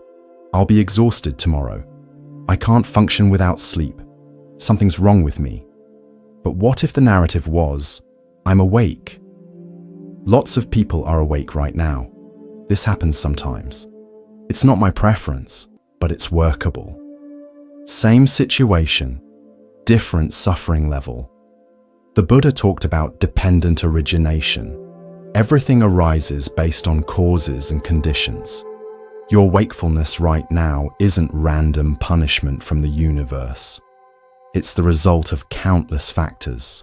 What you ate, what you thought about, your stress levels, the phase of the moon, that article about sleep you read last week that's now making you anxious about being anxious about sleep.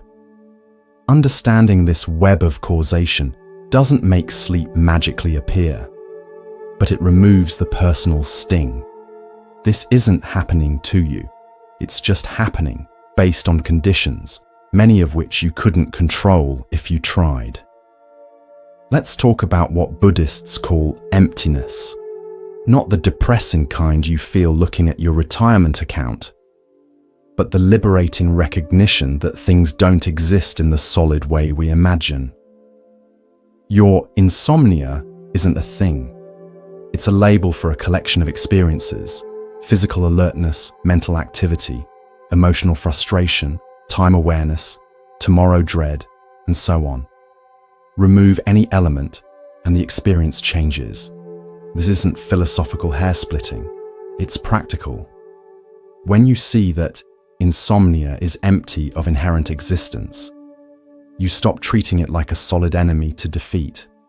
It's more like a cloud, appears solid from a distance, but up close, it's just vapor.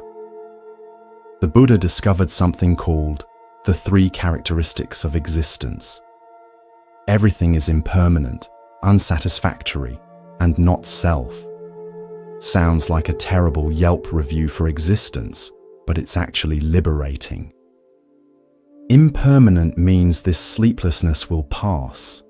It also means if you do fall asleep, that won't last either. Everything's in flux, including your current state of cosmic annoyance. Unsatisfactory doesn't mean life sucks. It means even pleasant experiences have a tinge of anxiety because we know they'll end. Even if you were sleeping peacefully, some part of you would know the alarm will eventually ring. Not self means there's no fixed you experiencing this. The insomniac identity you're wearing isn't permanent. You're not a bad sleeper any more than the ocean is a bad wave maker during a storm. These insights weren't meant to depress you. They're meant to liberate you from taking everything so personally. The universe isn't targeting you with insomnia. You're just experiencing what millions of humans have experienced since we invented the concept of bedtime. The Buddha talked about right effort, which doesn't mean trying harder. You've been trying hard all night. Right effort is more like appropriate effort. Sometimes the most appropriate effort is no effort. It's like quicksand. The more you struggle, the deeper you sink. But if you stop fighting, you float. Sleep is similar. The more you chase it, the faster it runs. But if you stop chasing, well, you might not immediately fall asleep, but at least you stop exhausting yourself with the chase. This connects to what Buddhists call Wu Wei, effortless action. It's not doing nothing. It's doing exactly what's needed, no more, no less. Right now, what's needed might just be here, breathing, being human. The Buddha emphasized that awakening isn't something you achieve through force. It's something you allow through understanding. You don't storm the gates of enlightenment. You realize you were never outside them. Same with sleep. You don't conquer it. You allow it. And sometimes, like tonight, it doesn't feel like allowing. That's okay too. The Buddha would say that's perfect material for practice. Let's explore the concept of beginner's mind from Zen Buddhism. It means approaching each moment fresh, without the weight of past experiences. Yes, you've had insomnia before. Yes, it was unpleasant. But this moment of wakefulness is brand new. What if you approached it with curiosity instead of dread? Look at that. I'm awake. I wonder what this is like. Instead of, oh no, not again. This is terrible. I know exactly how this goes. Beginner's mind doesn't mean pretending everything's fine. It means not assuming you know how everything will unfold. Maybe tonight is different. Maybe this wakefulness has something to teach you. Maybe you'll discover something profound about consciousness. Or maybe you'll just be tired tomorrow. But you don't know yet. The Buddha talked about taking refuge, not hiding from life, but finding shelter in what's reliable. Traditionally, Buddhists take refuge in the Buddha, the teacher, Dharma, the teachings, and Sangha, the community. But right now, you can take refuge in simpler things. Your breath, it's been keeping you alive all night without your supervision. The present moment, the only one that actually exists. And the fact that millions of people throughout history have survived nights exactly like this. You're part of an ancient lineage of the sleepless, philosophers, poets, parents of newborns, people with big presentations tomorrow, all united in the brotherhood and sisterhood of the wide awake. The Buddha taught about loving kindness meditation, starting with yourself.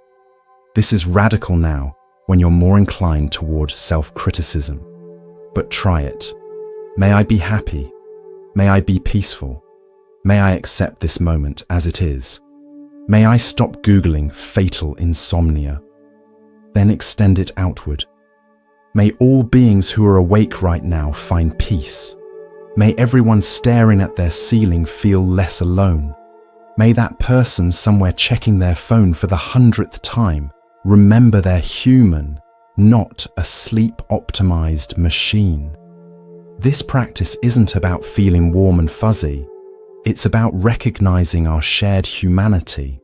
Someone, somewhere, is having exactly the same thoughts you are.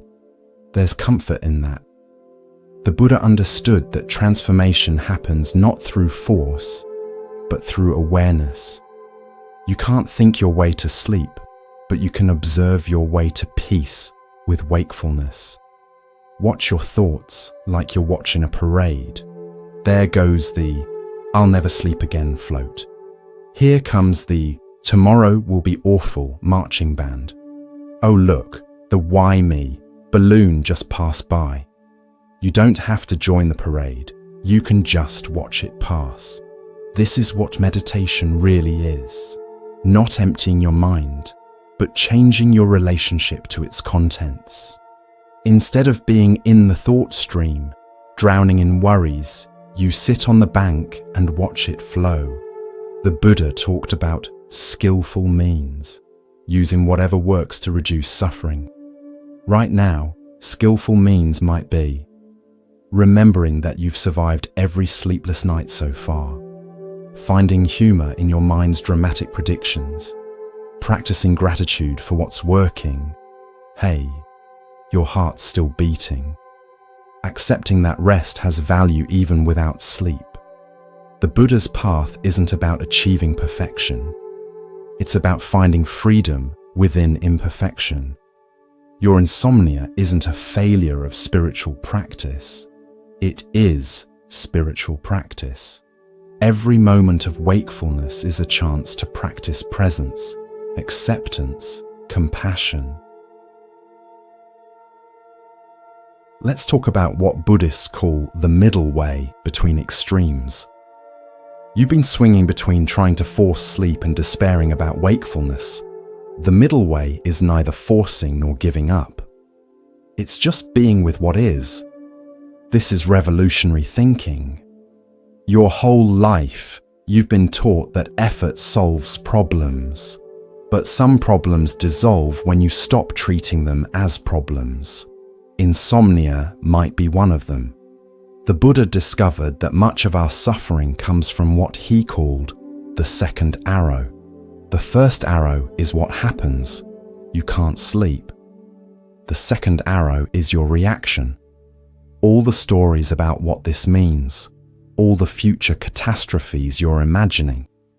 You can't always avoid the first arrow, but the second arrow, that's optional. You're shooting yourself with second arrows all night. This is terrible. I'm broken. Tomorrow's ruined. What if you just took the first arrow? Simple wakefulness, without adding the dramatic commentary. Here's a Buddhist mindbender. Consciousness is naturally luminous and knowing. It doesn't need sleep to function. The awareness that knows you're tired isn't itself tired. The awareness that observes anxiety isn't anxious. Right now, can you sense that awareness? The knowing that knows you're awake? It's perfectly peaceful, always has been. The drama is in the content of consciousness, not consciousness itself. This is what the Buddha meant by Buddha nature. Not something you achieve, but what you already are beneath the mental noise. You don't have to become peaceful. You just have to notice the peace that's already here, hidden beneath layers of thinking. The Buddha taught that suffering ends not when circumstances change, but when our relationship to circumstances changes. You might still be awake at dawn, but you don't have to suffer about it. You can be wakefully at peace, restlessly calm, alertly accepting. This is the paradox of the Buddhist path. You find what you're seeking when you stop seeking. You achieve peace when you stop trying to achieve. You might even find sleep when you genuinely stop needing it. But that's not the point. The point is discovering that who you really are isn't disturbed by insomnia or anything else. You're the sky, not the weather. You're the ocean, not the waves. Your awareness itself, naturally peaceful, already free. So here you are, in the deep hours before dawn, accidentally discovering what monks spend years in caves trying to find. The cosmic joke is that enlightenment was hiding in your insomnia all along. The Buddha would probably laugh at this. After all his years of extreme practices, he found awakening by simply sitting down and stopping the struggle. You're finding it by lying down and running out of strategies. Different posture, same discovery. Peace isn't something you achieve. It's what remains when you stop fighting with what is. The night is darkest before dawn, they say. But what if the darkness isn't the enemy? What if it's the perfect condition for seeing your true nature? Luminous awareness that shines even in the absence of sleep. This is your midnight Dharma talk, your involuntary meditation retreat, your unscheduled appointment with wisdom. The Buddha would approve. After all, he found enlightenment under a tree at dawn after a long night of sitting. You're finding yours in bed after a long night of not sleeping. Different setting, same timeless truths emerging in the silence between thoughts. And maybe that's the greatest teaching of all. Awakening finds you exactly where you are, exactly as you are, even if where you are is wide awake at an ungodly hour, wondering if Buddha had to deal with neighbors who mow their lawns at 7 a.m. He probably did, and he probably found peace with that too. The Dharma of insomnia isn't about finally falling asleep. It's about waking up to the peace that's present, even in sleeplessness. It's about discovering that you're already home, even when rest feels far away. So breathe, notice, accept. And if sleep comes, let it. If it doesn't, that's okay too. You're exactly where you need to be, learning exactly what you need to learn, being exactly who you are. And sometimes, in the deepest hours of the night, being awake is its own kind of enlightenment. The Buddha smiled under his Bodhi tree. You can smile in your bed. Different century, same timeless moment of understanding. This is it. This is the practice. This is the path. And you're already walking it, one wakeful breath at a time. Welcome to the night shift of awakening. The hours are terrible, but the wisdom is timeless. And who knows, by the time the sun rises, you might just discover that you were never really lost. You were just finding your way home by a different route. The scenic path through insomnia, guided by teachings that have helped wanderers find peace in the dark, for over 2,000 years. The Buddha would be proud, or at least understanding. After all, he knew a thing or two about long nights and the wisdom they can bring. And now, so do you. Sweet dreams, whether sleeping or waking. The peace you're seeking isn't in tomorrow's rest. It's in this moment's acceptance, and that's a teaching worth staying up for. But wait, there's more. Because Buddhist philosophy is like one of those late-night infomercials, except instead of selling you a miracle mop, it's trying to give away peace of mind for free, and you're still suspicious there's a catch. The Buddha talked about something called the 8 worldly winds: pleasure and pain, gain and loss, praise and blame, fame and disrepute. Right now, you're being blown about by the winds of pain, can't sleep, and loss, losing sleep, possibly worried about blame from yourself tomorrow, and disrepute, looking tired at that meeting. But here's the thing about wind, you can't stop it. You can build walls, but that just creates more turbulence. The Buddha's suggestion? Become like a mountain. Let the winds blow. The mountain doesn't care. It just mountains. Your insomnia is just weather on the mountain of your being. Storms pass, clouds move, the mountain remains. Speaking of remaining, let's talk about what's actually constant in your experience right now. Your thoughts are changing, your feelings are shifting, your body sensations are fluctuating. But what's aware of all this change? What's the constant witness to this whole insomnia show? That's what the Buddha called the deathless. Not because it's morbid, but because it's the part of you that doesn't come and go with conditions. It's awareness itself, and it's perfectly fine with being awake at unseemly hours. You know what's funny? The Buddha's dad tried to shield him from all suffering by keeping him in a pleasure palace. Didn't work. Your mind's trying to shield you from the suffering of wakefulness by spinning stories about how to escape it. Also not working. Sometimes the way out is through. Not through forcing or fighting, but through simple acknowledgement. Yep, I'm awake. This is what awake feels like. The Buddha discovered something called the 3 doors to liberation: emptiness, signlessness, and wishlessness. Let's make them less abstract and more, I need this to make sense. Emptiness. Your insomnia isn't a solid thing. It's made up of thoughts, feelings, sensations, all of which are changing. It's like a university, seems solid from the outside, but it's really just buildings, people, and ideas, all of which could change. Signlessness. Stop looking for signs that sleep is coming. Stop interpreting every yawn, every heavy eyelid, every moment of quiet as maybe now. These signs are just more thoughts. Sleep doesn't announce its arrival. It just arrives.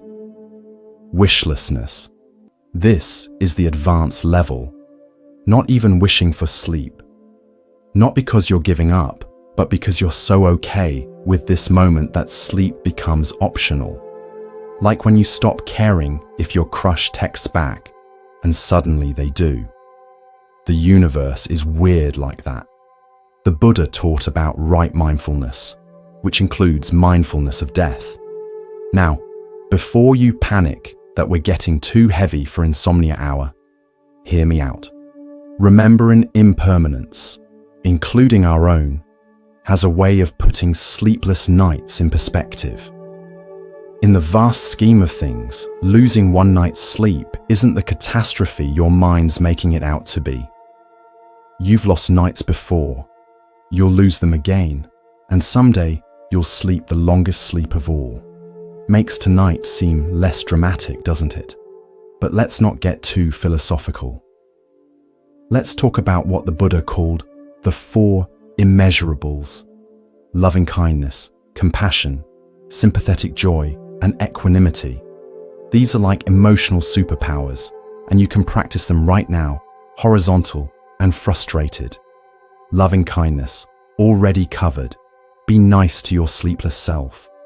Compassion, feel for everyone else who's awake right now, scrolling through their phones, wondering if melatonin actually works, or if it's just expensive placebo. Sympathetic joy, be happy for everyone who is sleeping. Your partner snoring beside you, your neighbor who never seems stressed, that friend who claims they fall asleep the moment their head hits the pillow. Don't resent their rest. It proves sleep is possible in this universe. Equanimity, the advanced practice. Equal acceptance of sleep and wakefulness. Not preferring one over the other. Okay, this one's tough. Maybe just aim for slightly less desperate attachment to unconsciousness. The Buddha talked about different types of concentration. There's access concentration, just enough focus to stay with an object. That's what you need right now. Not laser focus, just gentle attention. Like watching clouds, not analyzing their molecular structure. Then there's absorption concentration, deeper states where you lose sense of time and self. You might accidentally achieve this while staring at your ceiling. Congratulations, you've reached what monks train years for. Too bad it's not as restful as they make it sound. Here's something practical from Buddhist psychology. The mind inclines toward whatever it frequently thinks about. If you spend every sleepless night catastrophizing, guess what your mind's going to do next time you can't sleep? It's like training a dog to bark at mailmen, then wondering why it won't stop, but you can train it differently. Each moment you spend peacefully awake is retraining your mind. Oh, we can be awake without panicking. Interesting. Your future self will thank you. The Buddha emphasized that suffering isn't punishment, it's information. Your insomnia is telling you something. Maybe it's about stress or caffeine, or that your mind needs more space to process life. But it's definitely telling you about your relationship to control. You can't control sleep. Join the club of things you can't control, which includes other people, the weather, the stock market, and whether your sports team wins. Quite a club. The membership fees are high, but the freedom is worth it. Let's talk about what Buddhists call the near enemies. States that look like spiritual qualities, but aren't. The near enemy of equanimity is indifference. You might think you're being zen about insomnia when really you're just resigned. True equanimity has engagement, curiosity, aliveness. The near enemy of compassion is pity. Feeling sorry for yourself isn't compassion. It's just another form of suffering. True compassion says, this is hard, and I'm here for myself through it. The Buddha taught about wise attention versus unwise attention. Unwise attention fixates on, why me? When will this end? What's wrong with me? Wise attention notices body lying down, breath happening, thoughts arising, awareness aware. Simple, but not easy, like most worthwhile things. Here's a Buddhist take on time. The past is memory, the future is imagination, the present is reality. Right now, you're suffering about tomorrow's tiredness, imagination, based on previous experiences of sleeplessness, memory. The actual reality, you're just lying here breathing. The Buddha wasn't big on metaphysics, but he did point out that consciousness is weird. It can know itself. Right now, you're aware that you're aware. You're conscious of consciousness. This recursive loop is either profound spiritual insight or what happens when you've been awake too long, maybe both. Let's explore the Buddhist concept of no self in a way that won't break your already tired brain. You're not a fixed thing called an insomniac. You're a process. Breathing happening, thinking happening, wakefulness happening. The labels are just convenient fictions. It's like a river. We call it the Mississippi, as if it's one solid thing, but it's really water flowing. You're like that. Experiences flowing. Tonight, insomnia is part of the flow. Tomorrow, something else will be. The Buddha taught that clinging causes suffering. You're clinging to the idea of sleep, like it's the last life raft on a sinking ship. But what if you're already floating? What if wakefulness is just another way of being carried by the stream of existence? Here's something they don't put on meditation app advertisements. Sometimes practice is boring. Sometimes it's frustrating.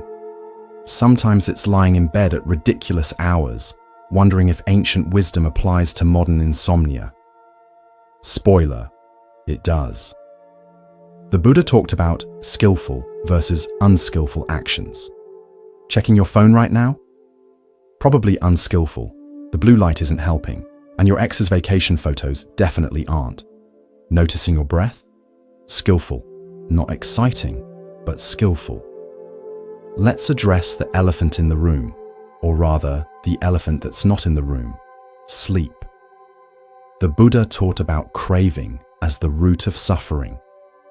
Right now, you're experiencing firsthand what happens when you crave something that won't come when called. Sleep is like a cat.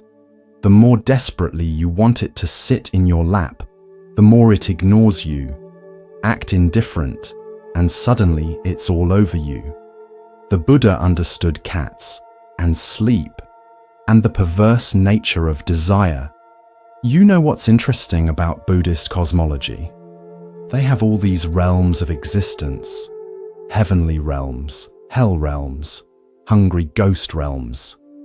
Right now, you might feel like you're in the can't sleep realm, which isn't in the traditional texts, but probably should be. The good news: all realms are impermanent, even the can't sleep realm. This too shall pass. It might pass at 3 a.m. It might pass at 5 a.m., but it will pass. Everything does. The Buddha taught about right livelihood, which usually means ethical work. But let's expand it. Right livelihood also means living in a way that supports well-being. That might mean less caffeine, more exercise, fewer true crime documentaries before bed. Just saying. But tonight's not about lifestyle changes. It's about finding peace with what is, even if what is happens to be your 7th hour of consciousness when you'd really prefer unconsciousness. Here's a wild Buddhist idea. What if this insomnia is exactly what you need? Not in a masochistic way, but in a the universe is conspiring to teach you something way. Maybe it's teaching you patience. Maybe it's teaching you acceptance. Maybe it's teaching you that you're stronger than you think. Or maybe it's just insomnia, and the meaning making is your mind's way of passing time. The Buddha would probably say both can be true. Let's talk about the Buddhist concept of merit. Traditionally, it's the good karma you accumulate through virtuous actions. But I'd argue that every moment you spend not completely losing your mind during insomnia is accumulating merit. You're basically a spiritual athlete right now. The Buddha taught about the 3 jewels: Buddha, Dharma, Sangha. Right now, you can take refuge in Buddha, meaning the fact that someone actually figured this stuff out. Then there's Dharma, these teachings that somehow still apply to your current crisis.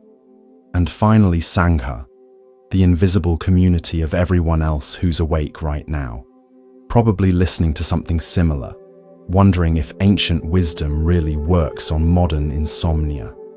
You're not alone. You're part of a global sangha of the sleepless. There's weird comfort in that.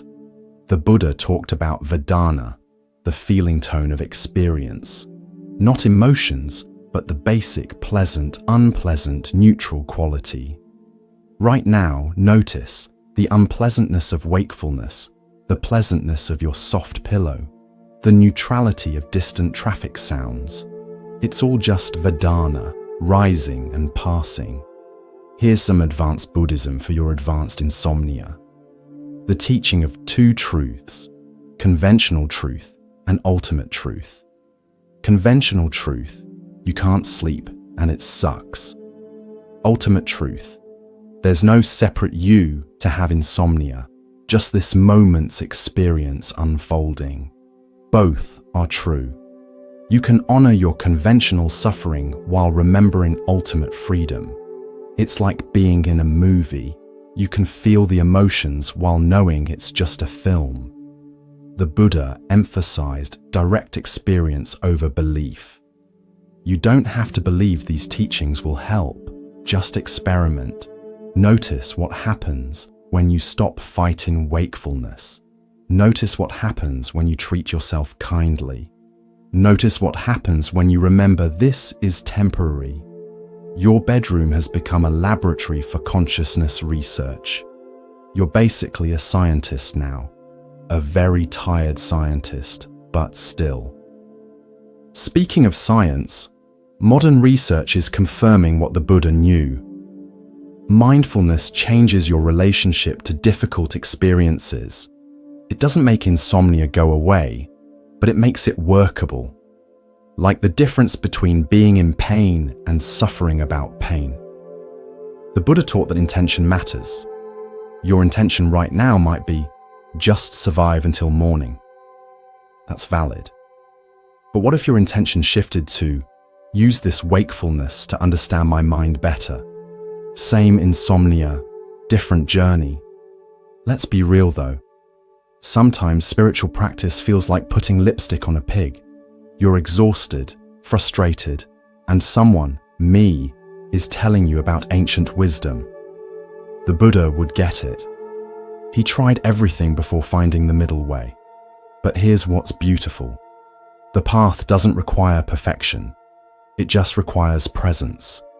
And you're nailing presence right now. You're so present you can't escape into sleep. That's something. The Buddha talked about karma vipaka, the fruits of action. The fruit of fighting sleep is more wakefulness. The fruit of accepting wakefulness is, well, you'll have to find out. That's the experiment you're running tonight. Remember the Buddha's fire sermon. Everything is burning with desire, aversion, delusion. Right now, you're burning with desire for sleep. But what if you just let yourself burn? Not in a destructive way, but like a candle, steady, bright, eventually burning itself out. Here's some Buddhist humor. Why did the monk refuse Ambien? Because he preferred natural awareness. The Buddha probably wouldn't laugh at this either. He was more into profound silence than dad jokes. But seriously, the Buddha understood that sometimes you need lightness on the path. Taking your insomnia too seriously is just another form of suffering. Can you find any absurdity in lying here, having an existential crisis in your pajamas? The Buddha taught about the middle way in everything. Not too tight, not too loose, like tuning a guitar. Right now, you're strung way too tight about sleep. What would loosening feel like? Not giving up, just relaxing the grip. Here's a practice. Count your exhales. Not to fall asleep, just to have something to do besides catastrophizing. 1, 2. Forget what number you're on. Start over. This is meditation, not a performance review. The Buddha discovered that labels create limitation. Insomniac is just a label. Bad sleeper is just a label. What if you dropped all labels and just experienced this moment raw, unnamed? You know what's fascinating? The Buddha achieved enlightenment just by sitting still and watching his mind. You're lying still and watching your mind. You're basically 90% of the way there. The other 10% is probably letting go of needing to be anywhere else. The Buddhist teaching on right speech includes silence. Sometimes the most profound response to insomnia is no response, no internal commentary, no problem solving, just spacious silence containing whatever arises. But let's be honest, maintaining noble silence at 3 a.m. is like maintaining a diet at a buffet. Theoretically possible, rarely achieved. The Buddha would understand. He was human too. Here's the thing about Buddhist practice. It works even when you think it's not working. Every moment of awareness, even awareness of frustration, is practice. You're not failing at meditation. You're succeeding at being human. The Buddha taught that everything is interconnected. Your insomnia connects to your thoughts, your dinner, the moon phase, global anxiety levels, the invention of artificial light, and that coffee shop that makes espresso too strong. It's all one big web. Understanding interconnection means realizing you're not personally failing at sleep. You're part of a vast network of causes and conditions. It's not personal, it's just what's happening. Let's talk about Buddha nature again. It's not something you develop. It's what you are when you stop trying to be something else. Right now, trying to be a sleeper is obscuring your natural wakefulness. What if wakefulness is your Buddha nature tonight? The Buddha said suffering ceases when craving ceases. You don't have to cease craving forever, just for this breath. Then maybe the next. That's the whole path. One breath at a time. And if you're thinking, great, now I'm craving the cessation of craving, welcome to the Buddhist Paradox Club. We meet whenever we can't sleep. Here's the ultimate Buddhist plot twist. Seeking enlightenment is just another form of craving. Seeking sleep is too. What's left when you give up seeking? Just this. Just here. Just breathing in the dark. Maybe that's enough. Maybe it's plenty. Maybe it's exactly what the Buddha was pointing to all along, the perfection of this imperfect moment. And maybe tomorrow night you'll sleep like a baby. Or maybe you'll be here again, exploring consciousness with your reluctant teacher, insomnia. Either way, you'll handle it, because that's what humans do. That's what Buddhas do. The night is still dark, but something has shifted. Not outside, but inside. The war with wakefulness has paused. A truce has been called. And in that pause, that peace, something deeper than sleep, refreshes you. This is what the Buddha found under his tree. Not escape from difficulty, but freedom within it. Not the end of challenges, but the end of suffering about them. And now you've found it too, in your own way, in your own time, in your own bed. The Dharma of insomnia has been transmitted. The teaching is complete. Or maybe it's just beginning. After all, there's still time before dawn. Time for more practice, more presence, more peace with what is. The Buddha smiled. You can too. Because if you can find peace here, you can find it anywhere. And that's the real awakening.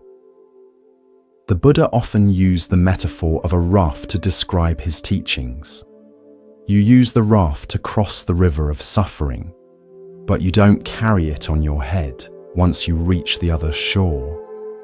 Right now, these teachings are your raft across the river of insomnia. Use what works, leave what doesn't. But here's the thing about rivers at night. They look different, deeper, more mysterious. Maybe your insomnia is showing you a different view of the river of consciousness, one that daytime crossers never see. The Buddha talked about right understanding, which starts with understanding the Four Noble Truths. But at this hour, let's translate them into insomnia noble truths. First, truth, sleeplessness happens. Second truth, fighting it makes it worse. Third truth, peace is possible even without sleep.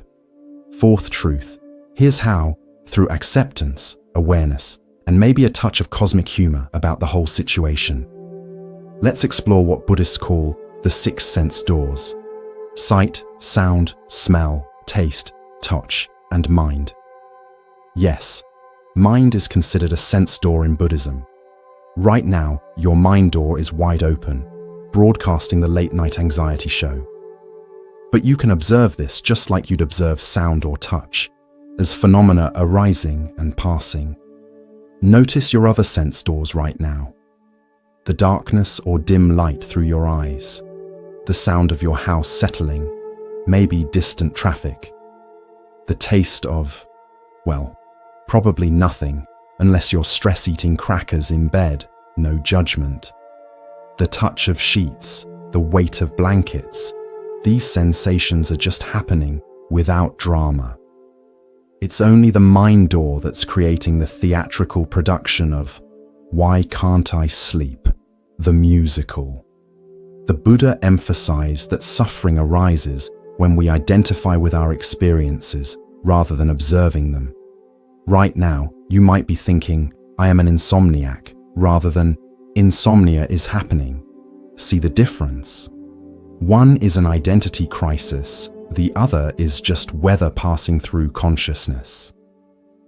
Speaking of consciousness, let's dive into what Buddhist psychology calls the bhavanga, the ground of becoming, the background awareness that's always present.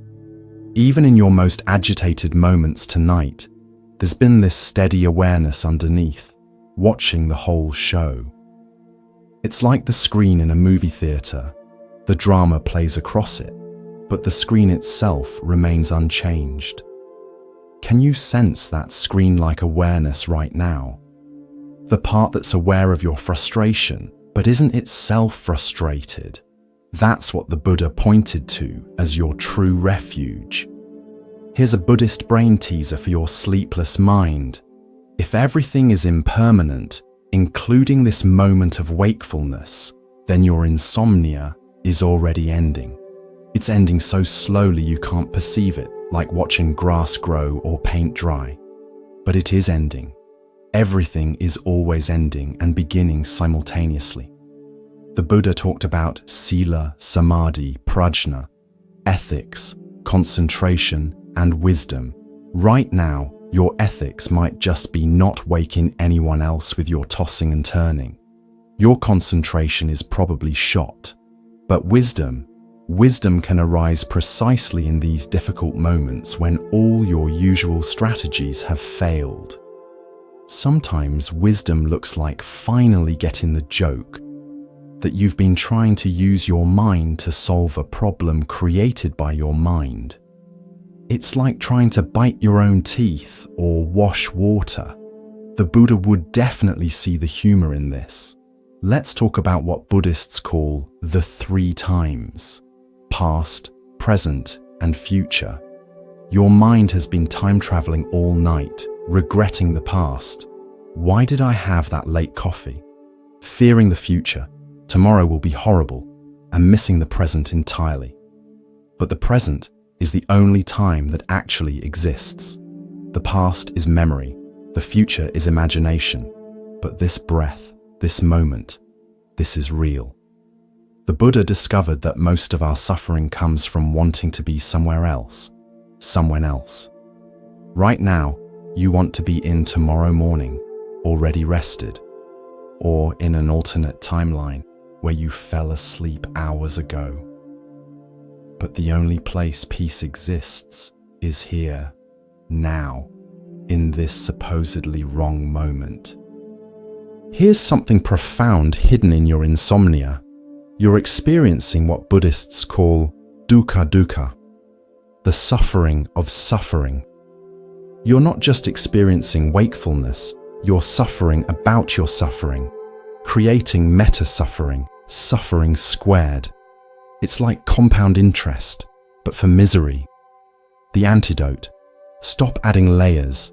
Just let there be simple wakefulness without the elaborate story about what it means.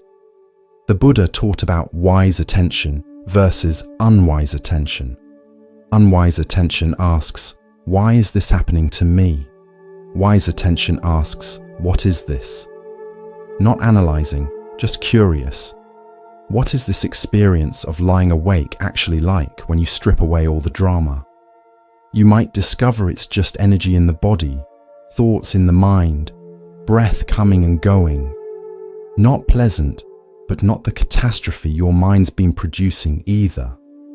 Let's explore the Buddhist concept of Vedana, feeling tone, more deeply. Every experience has a feeling tone, pleasant, unpleasant, or neutral. Your bed, probably pleasant. Being awake, unpleasant. The sound of your own breathing, potentially neutral. The Buddha's insight was that we don't suffer from Vedana itself, but from our reactions to it. The unpleasant feeling of wakefulness isn't the problem. The problem is the mental proliferation. This is unpleasant, therefore wrong, therefore I'm failing, therefore tomorrow is ruined, therefore my life is falling apart. See how quickly unpleasant Vedana becomes existential crisis. That's the magic trick of the untrained mind. Here's what the Buddha might say if he were lying next to you right now. Weird image, but go with it. Friend, you're identified with the content of consciousness rather than resting in consciousness itself. You're caught in the movie instead of remembering you're in the theater. The Buddha's teaching on dependent origination shows how one thing leads to another in a chain of causation. Your current insomnia chain might look like stress led to racing thoughts, which led to physical tension, which led to more wakefulness, which led to anxiety about wakefulness, which led to more tension. But here's the liberating part. You can break the chain at any link. You can't undrink that afternoon coffee, but you can stop adding anxiety to wakefulness. You can't force relaxation, but you can stop tensing against tension. The Buddha talked about the middle way between eternalism and nihilism. In your current situation, eternalism is thinking, I'll never sleep again. Nihilism is thinking, nothing matters, existence is meaningless. The middle way recognizes, I'm awake now, I'll probably sleep eventually, and this experience has whatever meaning I give it. Let's be honest about something the Buddha knew well. The spiritual path isn't always blissful. Sometimes it's lying awake at ungodly hours, trying to apply ancient wisdom to modern problems, wondering if enlightenment comes with a sleep guarantee.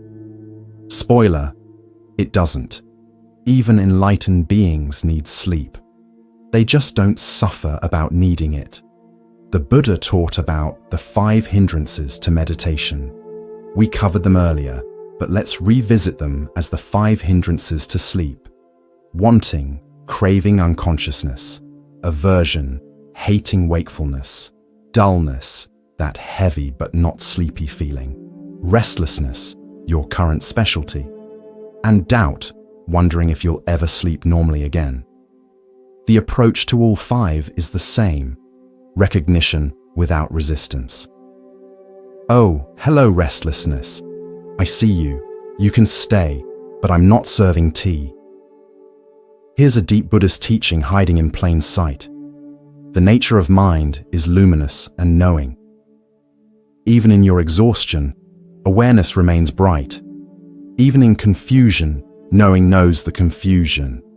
This luminous awareness doesn't need sleep. It's what remains aware even in dreams. Right now, you're intimate with this luminous awareness, because everything else has fallen away. You're too tired for pretense, too frustrated for spiritual bypassing. There's just this raw, direct experience of being conscious. That's pretty close to what the Buddha was pointing to. The Buddha emphasized that realization doesn't come from adding something new, but from removing misconceptions. Your misconception tonight might be that peace requires sleep, but peace is available right now in the midst of sleeplessness. It's just obscured by the belief that this moment should be different. Let's talk about karmic formations, the patterns and habits that shape our experience. Your mind has karmic formations around sleep, beliefs about how much you need, what happens without it, what it means when you can't get it. These formations are creating more suffering than the actual wakefulness. But karma isn't fate. It's just pattern, and patterns can change.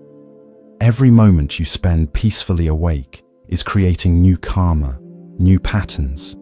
You're literally rewiring your relationship to sleep and wakefulness right now. The Buddha talked about the 4 efforts: preventing unwholesome states, abandoning them if they've arisen, cultivating wholesome states, and maintaining them. Right now, you might focus on abandoning the unwholesome state of sleep anxiety and cultivating the wholesome state of acceptance. But here's the twist. Sometimes the effort to abandon unwholesome states becomes an unwholesome state itself. The effort to stop worrying becomes a worry. This is why the Buddha emphasized wisdom over force. Here's a teaching that might actually help. The Buddha distinguished between pain and suffering. Pain, or in your case tiredness, is inevitable. Suffering is the mental and emotional reaction to pain. You can't avoid feeling tired tomorrow, but you can avoid the suffering of anticipating that tiredness all night. The Buddha's contemporary, Mahavira, founder of Jainism, taught extreme asceticism. The Buddha tried that path, starving himself, exposing himself to elements, probably staying awake for days. Know what he discovered? Extremes don't lead to liberation.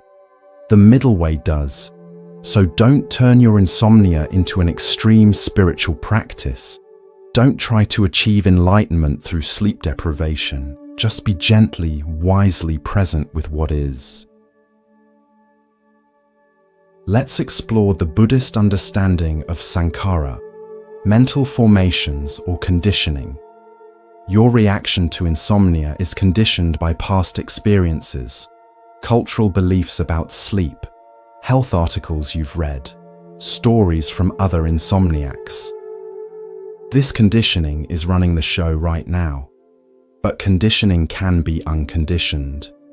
Not through force, but through seeing it clearly. When you see that your catastrophic thoughts about tomorrow are just conditioning, not reality, they lose their power. The Buddha often taught through questions rather than answers. So here's a question for your sleepless contemplation. Who is aware of the insomnia? Not the personality that's frustrated by it, but the awareness itself. That awareness isn't tired, isn't frustrated, isn't measuring time. It just is. In Zen, they talk about selling water by the river, offering people what they already have. Right now, I'm selling you peace by the river of your own awareness. You already have what you're seeking. The seeking itself is the only barrier.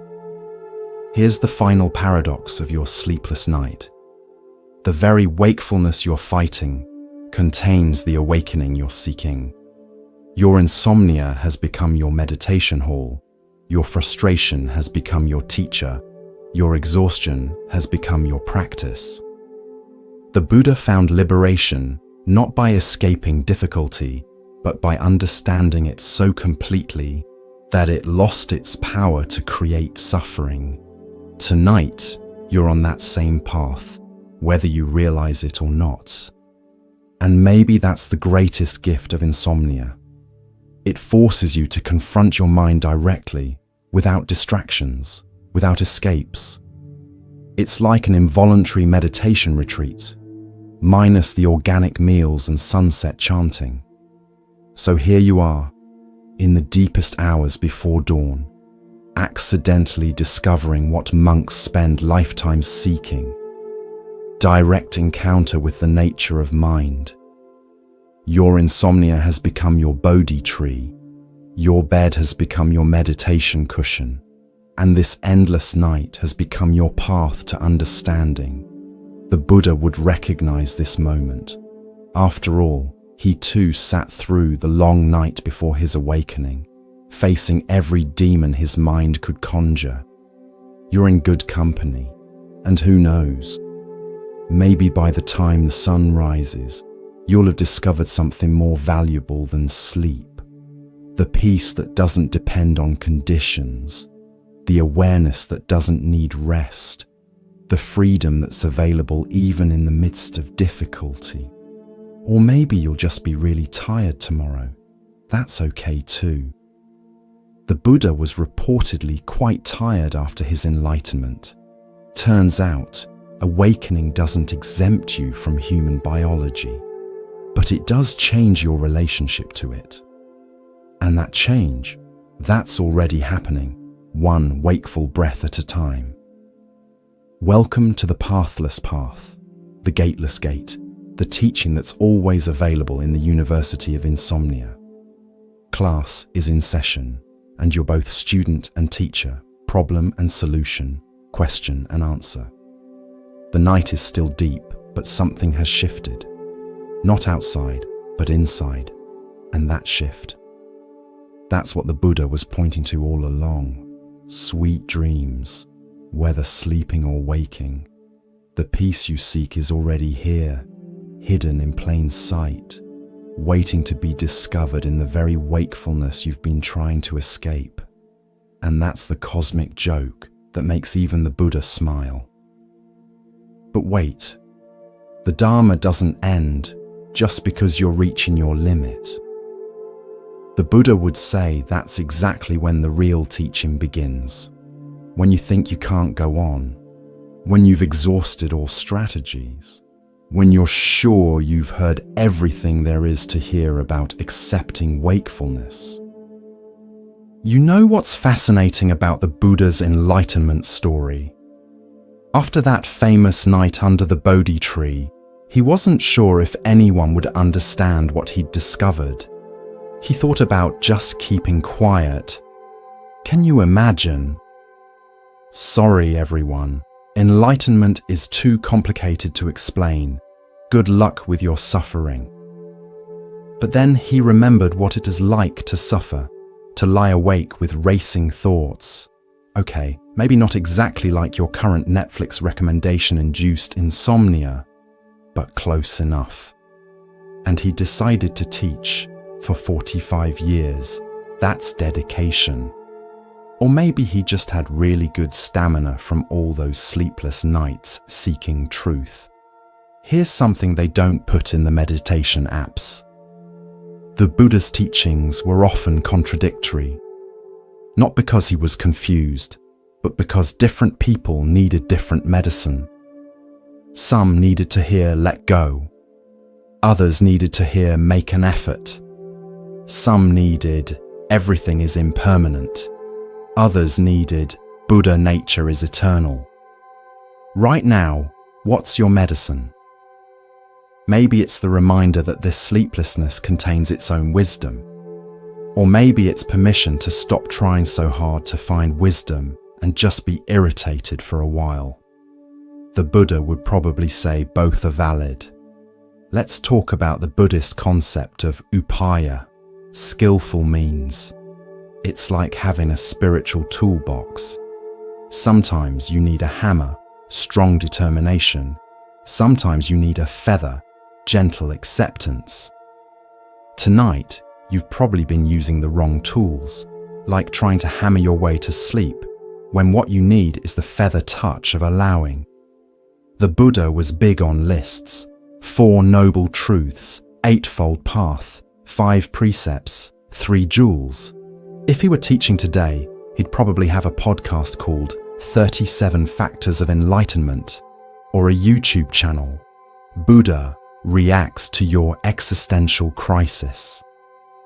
But all these lists point to the same thing: wake up from the dream of separation.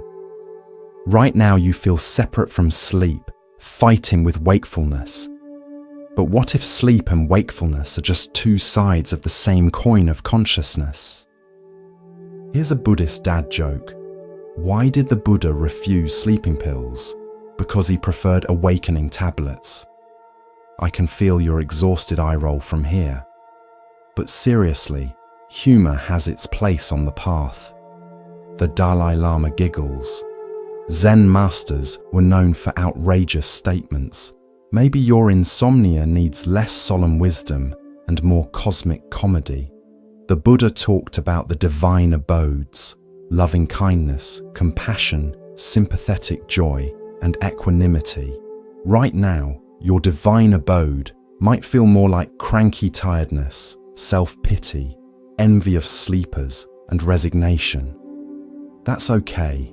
Even divine abodes have visiting hours. You know what's interesting? The Buddha's first sermon after enlightenment was to 5 ascetics who used to practice extreme self-denial with him. They were skeptical. Look who's talking, Mr. I gave up on harsh practices. But then they saw something in him had changed. Maybe tomorrow, someone will see something different in you too. Not because you finally slept, but because you finally made peace with not sleeping. Though they might just think you need coffee, which you probably will. The Buddhist concept of emptiness gets misunderstood. It doesn't mean nothing exists. It means things don't exist in the solid, permanent way we imagine. Like your insomnia, it feels solid and permanent right now. But it's actually made of countless changing conditions. Alter any condition, and the experience shifts. Maybe the condition that needs altering isn't your wakefulness, but your war with it. Here's something practical from Buddhist psychology. The mind inclines toward whatever it frequently contemplates. You've been contemplating sleep problems so intensely that your mind has become an expert in insomnia. Congratulations on your unofficial PhD in sleeplessness studies. But you can redirect this expertise. Start contemplating peace with wakefulness. Not because it'll make you sleep, but because it'll make you suffer less while awake. The Buddha said that everything conditioned is impermanent, unsatisfactory, and not self. Your insomnia is definitely conditioned by stress, caffeine, that horror movie you watched, planetary alignment, who knows? Therefore, it's impermanent, even though it feels eternal. Unsatisfactory, obviously, and not self. You are not your insomnia, even if it feels like you're becoming one with it. One last teaching for your horizontal meditation marathon. The Buddha emphasized that liberation isn't about changing your circumstances, but about changing your relationship to them. You might still be awake at dawn, but you don't have to be at war with wakefulness. The ancient texts say that on the night of his enlightenment, the Buddha touched the earth and called it to witness his awakening. Tonight, you can touch your mattress and call it to witness your acceptance. It's not the same as enlightenment, but it's a start, and sometimes a start is all we need. The path of 1,000 miles begins with a single step. The path through insomnia begins with a single breath of acceptance. So breathe, accept, and if sleep comes, let it. If it doesn't, that's okay too. You're already practicing the deepest teaching, being present with what is, even when what is happens to be a seemingly endless night. The Buddha would approve, or at least he'd understand. After all, awakening comes in many forms. Sweet dreams, whenever they arrive. And if they don't, sweet awareness, that's good too. The Dharma of insomnia is now complete. Or maybe it's just beginning. With Buddhist teachings, you never really know. And that uncertainty, that's the final lesson. Peace be with you, fellow traveler of the night. The dawn always comes, but awakening is already here.